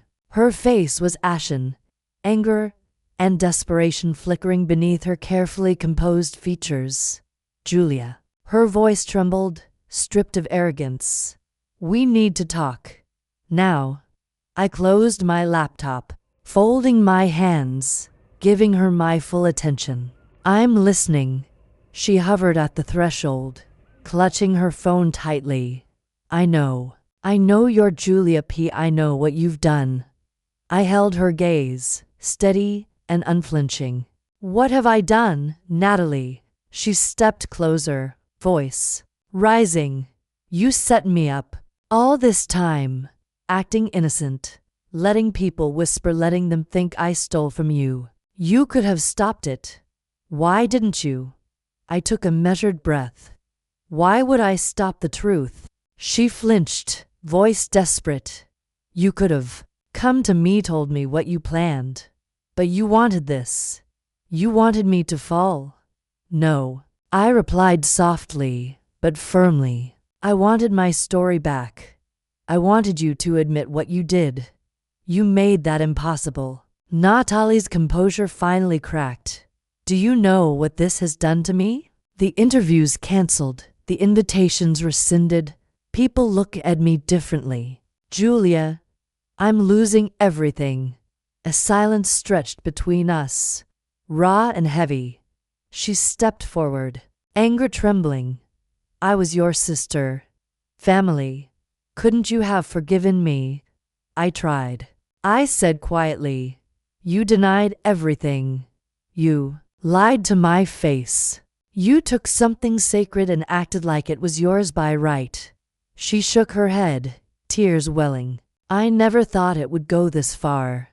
I thought if I made your words famous, it would help us both. You hide. I perform. I thought. You thought wrong. My voice was low, even. You thought I'd accept being invisible. Natalie wiped her eyes roughly. You were always stronger. I thought you didn't need the spotlight. I didn't, I said, my tone gentler now. But I do need my own voice. You never asked if I wanted that stolen. She sank into the chair across from me, defeat curling her posture. I thought I could handle it. I thought I could be both of us. For both of us. No one can be both, I replied, softening. You tried to live two lives and lost both. Natalie pressed her palms over her eyes, the first sob escaping. It's over, isn't it? I let the silence hold her. The pretending is over. She looked up, tears streaming. Will you ever forgive me? My answer was calm. Final. Forgiveness is possible. Forgetting isn't. You broke something that can't be made whole again. She sobbed, shoulders shaking. I'm so sorry. I'm sorry, Julia. I wish I could take it back. I felt the ache in my chest, but I let it settle quietly, not letting it turn me bitter. I know. I believe you're sorry now. Natalie's eyes were pleading. If I go public, if I admit it, will it help? Only if it's honest. Not for your reputation, not for sympathy, for the truth. I replied quietly. She nodded, voice barely a whisper. I can do that. I'll do it. We sat in silence, listening to rain pulse softly on the windows. Her breathing slowed as the storm within her subsided, regret cooling into resignation. After a long moment, she spoke again, voice trembling. How did you do it? How did you stay so calm while everything fell apart? I watched the rain trace lines down the glass, my reflection fractured in the pain. I didn't want to destroy you, Natalie. I wanted to reclaim myself. I let the truth work quietly, patiently. I let you show the world who you really were. She closed her eyes, head bowed. You were always braver than me. I was just tired of being invisible. Another silence. This one gentler, bittersweet. Will you ever trust me again? She asked, voice so small I almost didn't hear. Not the way I once did. I answered quietly, but maybe in time, in another way. She nodded slowly, accepting. What will you do now? I considered, feeling a quiet certainty settle within. I'll keep writing, under my own name. I'll let my voice stand without a mask.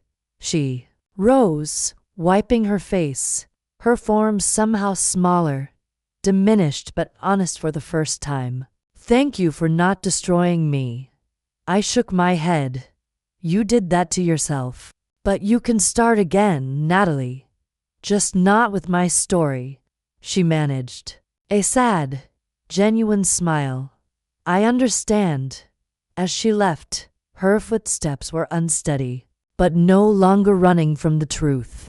The rain had eased outside, leaving the city glimmering with possibility. I turned back to my desk, heart aching but peaceful. I opened my laptop, the screen reflecting the quiet, honest face I'd reclaimed. I began to write, my story finally, irrevocably. Mine. Natalie's bravado was gone. In its place, humility and regret. The confrontation had left us both changed, her, stripped bare. Me, quietly, finally restored. And as the storm faded, I understood. The real victory wasn't in her ruin, but in my recovery, in the calm clarity that followed truth. Natalie had broken what I once thought unbreakable. But now, in the hush after the storm, I realized I'd built something stronger, a voice that could not be stolen again. Asterisk. The news broke quietly at first, one careful admission, released on Natalie's own terms. Her statement appeared on social media, simple and unsparing. I took my sister's words and presented them as my own. The story I told was never truly mine. To Julia, I am deeply sorry. To my readers, I owe honesty. The confession rippled outward, subtle at first, then sharply felt. The headlines the next morning were less forgiving. Rising literary star admits plagiarism of sister's work. The story spread with an inevitability that left me both relieved and heavy. I watched from my small apartment, calm and steady. As Natalie's world shifted, invitations to events dried up. Reviewers who had sung her praises published measured retractions. Comments online turned from fawning to demanding accountability. My name appeared quietly in the background. Julia, Preston, the sister, the source, the origin of the stolen words. Martha Kane called that afternoon, her tone gentle but proud. You did it, Julia. You let the truth find its own way. I didn't want to destroy her. I replied softly, just to be seen. You are seen, Martha assured me, and respected. Natalie will weather this storm, but you will outlast it. Remember, justice doesn't need noise. Sometimes, it's as quiet as a door closing. Evelyn visited later that day, arms full of groceries and her usual calm presence. How are you feeling? I don't know, I admitted. Strange. Vindicated, maybe, but also sad for her. There's no joy in watching someone unravel, even when they brought it on themselves. Evelyn set down the bags, regarding me thoughtfully. That's empathy, Julia. It's why your writing has weight. But don't diminish your own victory. This was just as quiet, but necessary. We sat together in the kitchen as my phone buzzed with new emails, offers for interviews, requests from publishers, gentle inquiries from other writers who had felt silenced before. Each message was a small door opening, an invitation to step into my own light. Natalie, meanwhile, withdrew from public view. No press statements, no dramatic gestures, just silence, a kind of penance. I thought of her often in those first few days, hoping the lesson would root itself in humility rather than bitterness. The literary world reacted with a mix of shock, curiosity, and a surprising amount of support for me. Professor Kane wrote a public letter, published in a respected journal, praising the quiet reclamation of authorship and the integrity it demanded. One morning, as I scrolled through the growing chorus of voices online, I noticed a shift. Readers were discussing not just Natalie's confession, but the resilience of the writer she'd wronged. My words were being quoted directly, my perspective valued, my story finally heard. Late that evening, I received a message from a well-known editor. Julia, your grace through all this is remarkable. The community stands with you. If you're ready, we'd like to publish your story in your own name. The weight of the moment landed softly. For the first time, there was no anxiety, no dread, just clarity. I replied with a simple yes. As the week unfolded, the noise gradually faded. Natalie's name slipped quietly out of headlines. Mine remained steady, attached to work that was undeniably, irrevocably mine. In those days, I came to understand justice not as retribution, but as restoration. The wounds Natalie caused were real, but they had healed over something stronger. I felt peace in the space that once ached. One night, Professor Kane called again, her voice quiet, warm. This is your beginning, Julia. The real beginning. I know, I said, the calm in my voice surprising even me. And Natalie, she's learning, I replied gently. And so am I. That night, as I drifted to sleep, I realized Natalie's fall was not the center of this story. My emergence was. Public reckoning had come and gone, and what remained was not her shame, but my quiet power, finally, rightfully seen.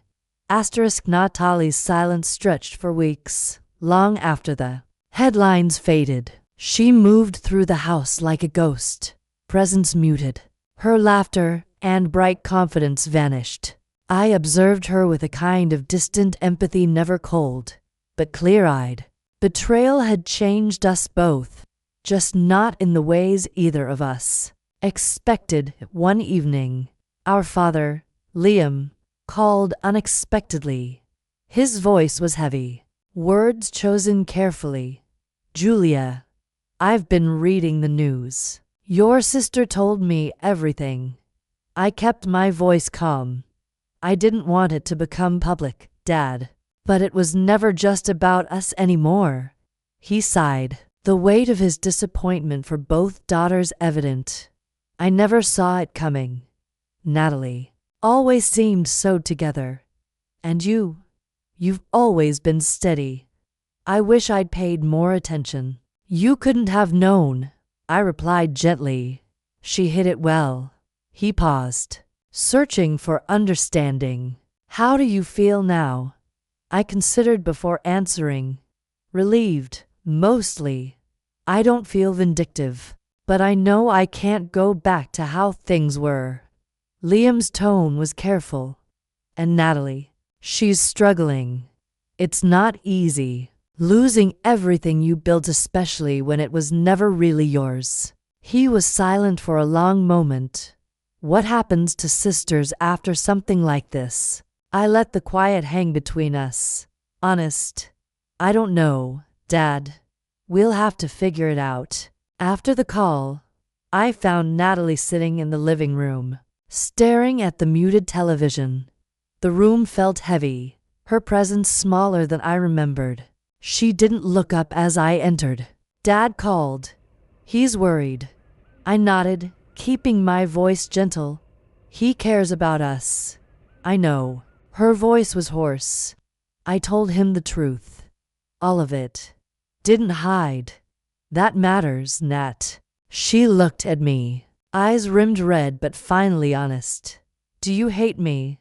I shook my head. No.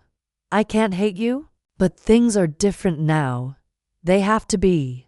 Tears gathered again, but she didn't turn away. I wish I could fix it. I'd take it all back if I could. I believed her, but I also knew it wasn't that simple. You'll have to find your own way now, not through me. She nodded, absorbing the consequence. Are you happy? I paused, thinking of the invitations, the new support, the peace I'd found. I am. Not in the way I thought I'd be. But yes, I'm proud of what I reclaimed. Natalie managed a weak smile. You should be. We sat in silence, the first honest quiet we'd shared in years. She didn't ask for forgiveness again, and I didn't offer it. There was just space between us, necessary and strangely kind. Later, as I moved through the house, I found the old journals Natalie had once read and stolen from.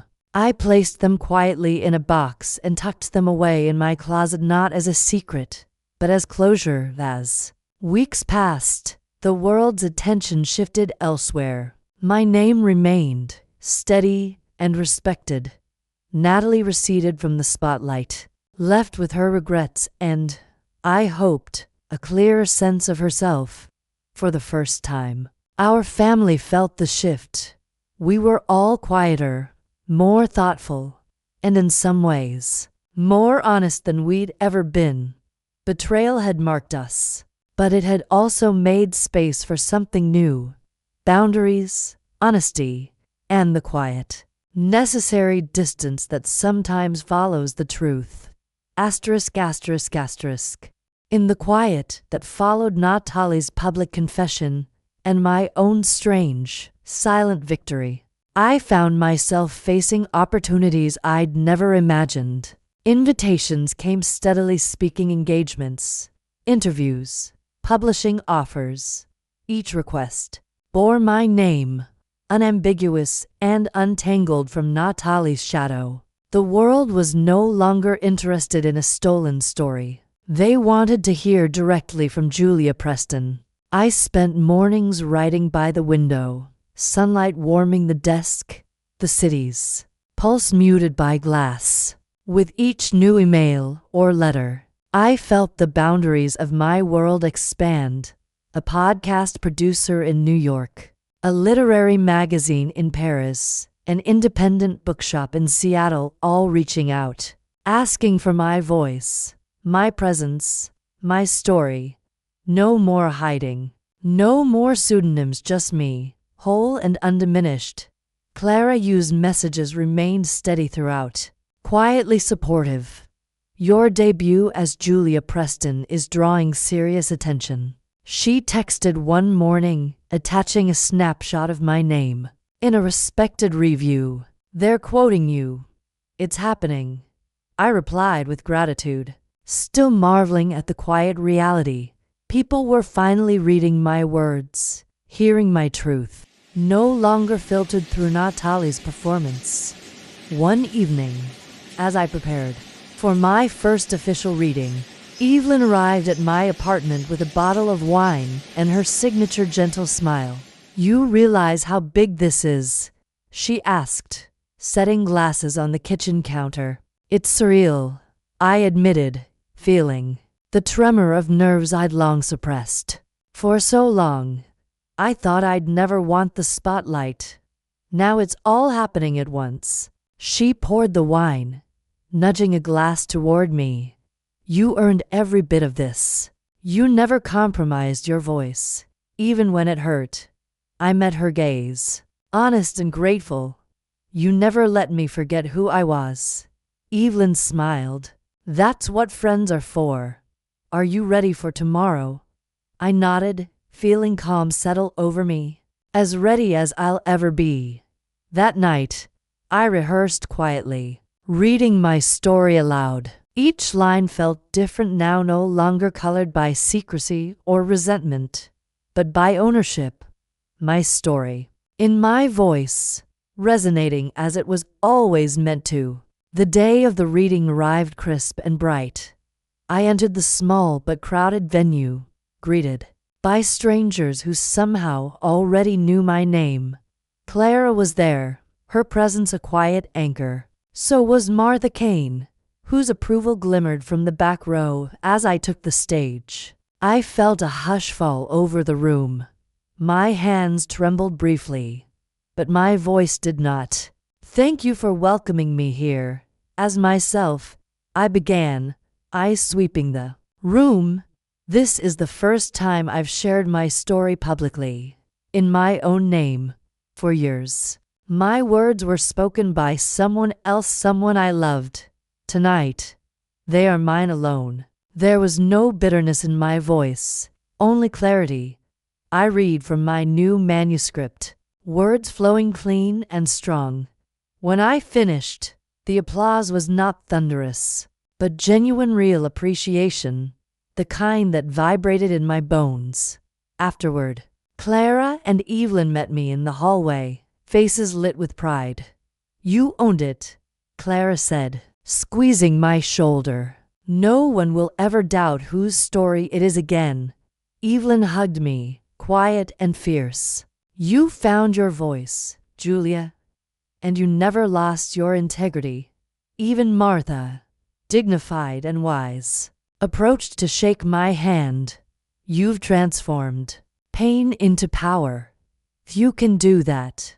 As the night waned and the crowd trickled out, I lingered in the now empty room, letting the silence soak in. I remembered the ache of betrayal, the humiliation, the quiet anger, but also the clarity it had brought. Natalie's absence was palpable, but for the first time it didn't wound. She was no longer the shadow over my work. I was no longer living in reaction to her choices. Back at home, I opened a new journal and wrote just one sentence. "This is mine." I closed the cover, setting the journal on the shelf, and felt peace settle around me, quiet, hard won, complete. Reclaiming my name wasn't loud or triumphant. It was slow, deliberate, and deeply real. The world recognized me not as Natalie's sister, or as a victim, but as Julia Preston, writer, survivor, and finally, herself. This was what healing looked like. Not forgetting, not erasing, but claiming space that was always meant to be mine. Natalie's apology arrived on a gray morning, nearly a month after her public reckoning. She didn't call or text. Instead, a handwritten letter appeared in my mailbox, the envelope neat and hesitant. I stood at my kitchen counter, turning it over in my hands, heart steady. no longer anxious about what she might say. I opened the letter and read in her familiar script. Julia, there's no excuse for what I did. The more time passes, the clearer it becomes. I took not just your words, but your trust, your dignity, your space. I don't expect forgiveness, but I want you to know I'm truly sorry without caveat, without defense. You deserved better from your sister. I'm giving you your distance. I hope, someday, you find peace. Love. Natalie set the letter down, letting the silence of the apartment swell around me. It didn't sting. If anything, there was relief.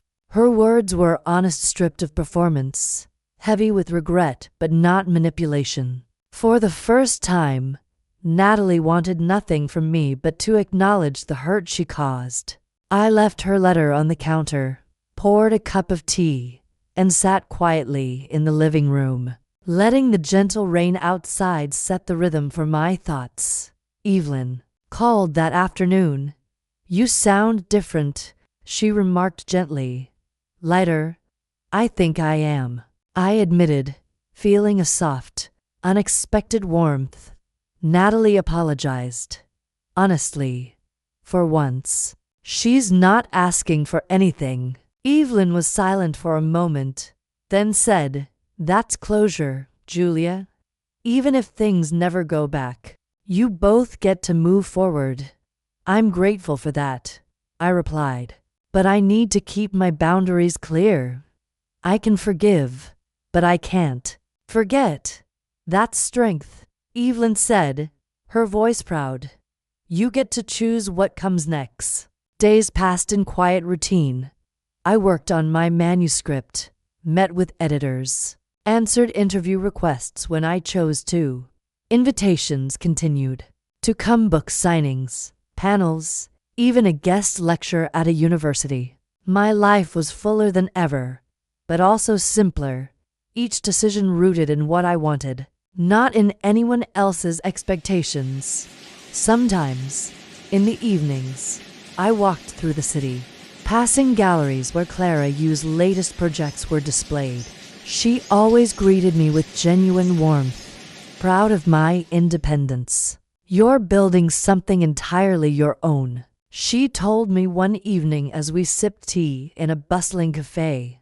No one's shadow, no one's echo. Thank you, Clara, I said. That means more than you know.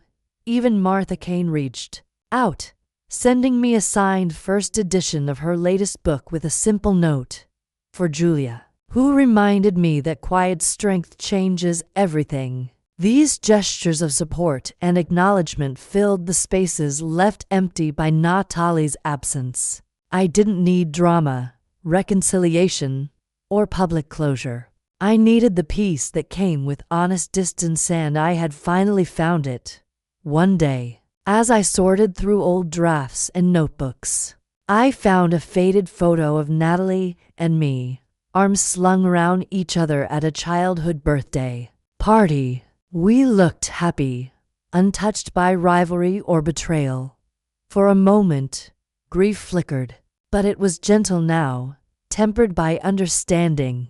I put the photo back in the box, letting the past stay where it belonged. Natalie respected the boundaries I set. She didn't push for contact, didn't try to insert herself into my new life.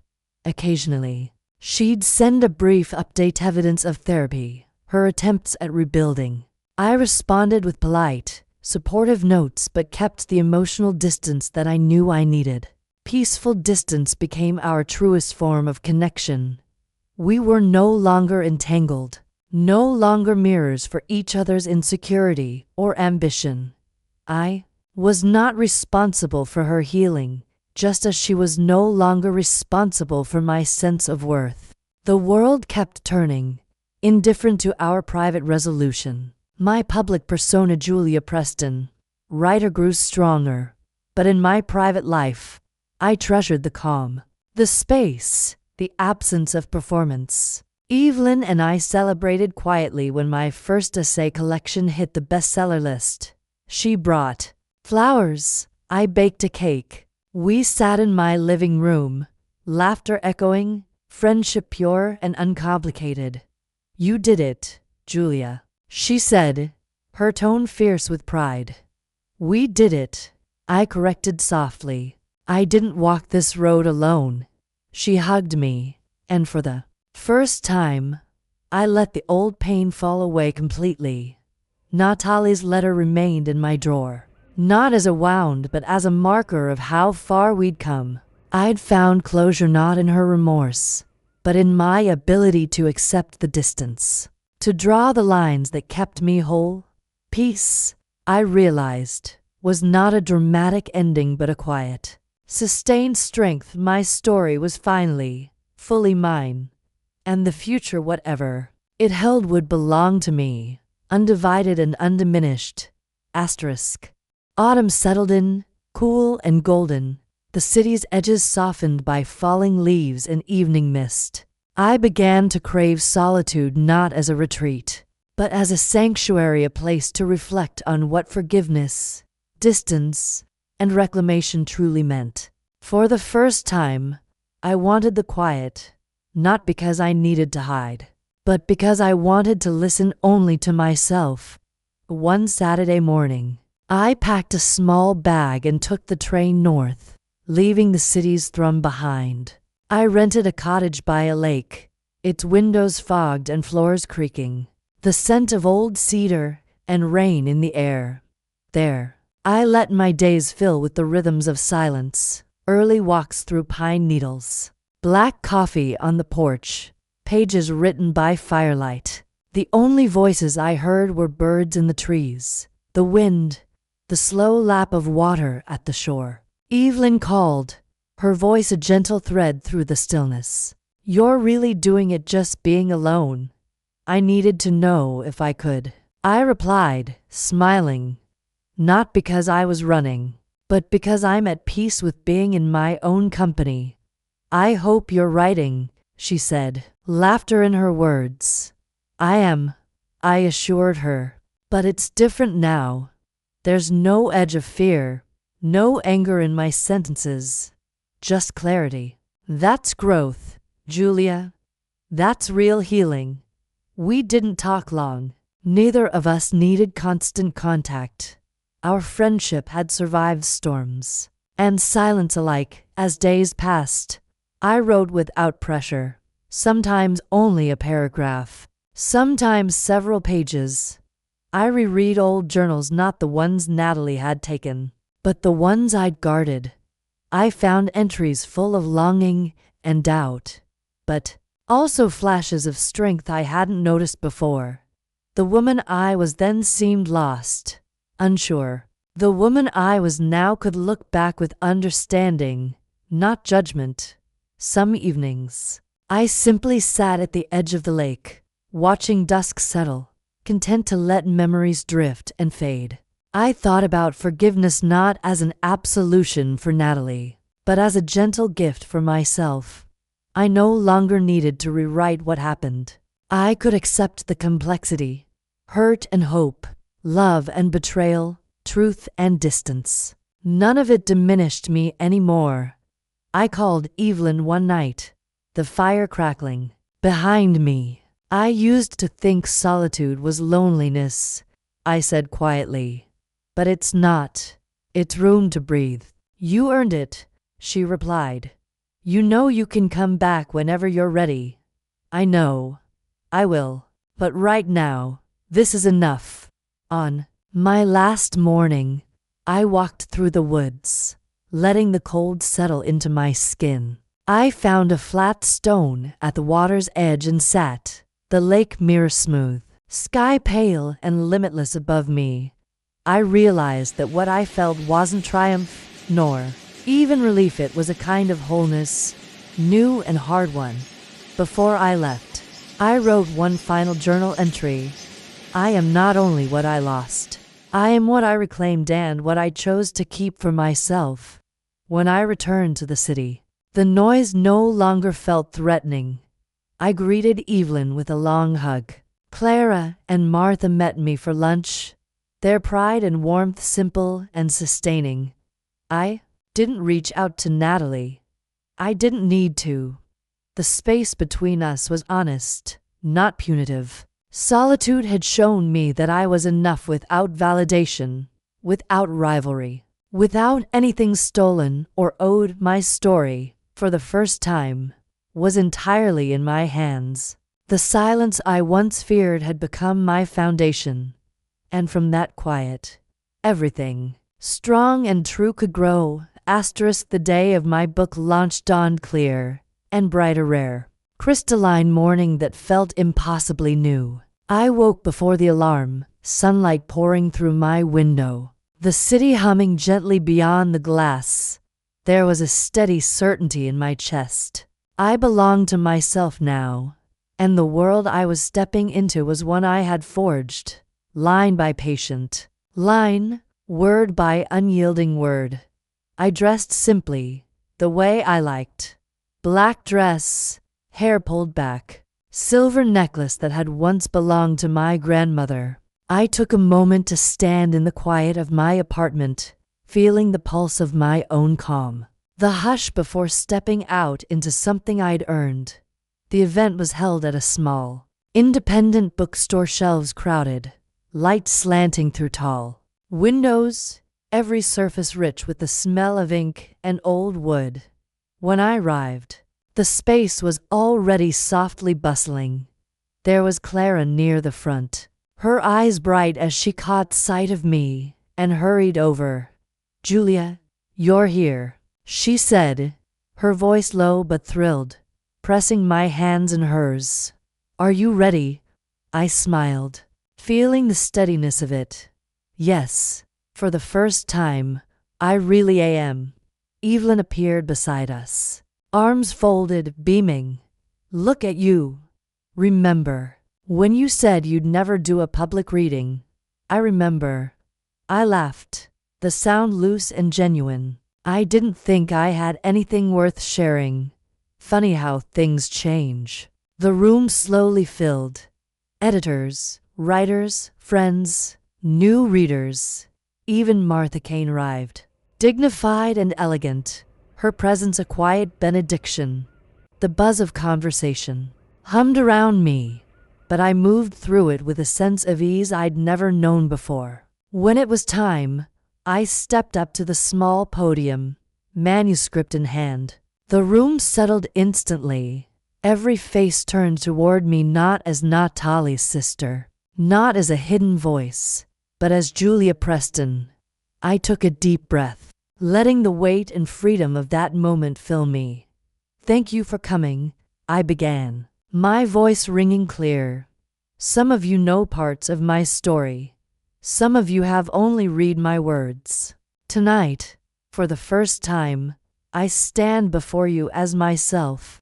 This book began in darkness, betrayal, confusion, loss, but I wrote my way into the light. I reclaimed what was taken, and in doing so, I discovered who I am. Thank you for letting me share that with you. A hush lingered before applause broke out, genuine, warm, filling the small space. I began to read, each word landing not with nerves or fear, but with authority. My voice was steady, my hands sure. I watched as people listened, saw the recognition in their faces, the connection. I had always wanted to matter, to be seen not for the drama or the scandal, but for what I made, what I could give. Afterward, the line for signatures was long and slow. Each person brought their own small story, a teacher, a young writer, a mother with her daughter, all telling me how the book moved them, made them feel understood. I signed their copies gratefully, never rushing, soaking in the reality of it. My words, my name, my audience. Clara approached as the crowd thinned, her eyes shining. "You did it, Julia. This is just the beginning." "I know," I said, overwhelmed and at peace. "It's enough." Evelyn lingered as the night wound down, leaning on the counter, watching me quietly. How does it feel? Like I've come home to myself, I replied. It's not revenge. It's not even justice anymore. It's just truth. She smiled, her pride a bomb. You deserve it. All of it. Martha joined us, her tone soft and approving. You chose the harder road, Julia. Quiet power, honest words. The world will remember that. The staff dimmed the lights as the last guests left. I gathered my things, standing in the emptying shop, the hush settling back in. No more shadows. No more masks. On the walk home, the city felt friendly and alive. I looked up at the stars above the rooftops, the night endless and generous. I didn't need Natali's apology, or the world's outrage, or even universal approval. I needed only what I'd found. My own voice, my own clarity, my own beginning in my apartment. I set the signed copy of my book on the table and poured myself a glass of wine. I toasted the quiet, to the journey, to every painful and necessary lesson, to the new story, still unwritten.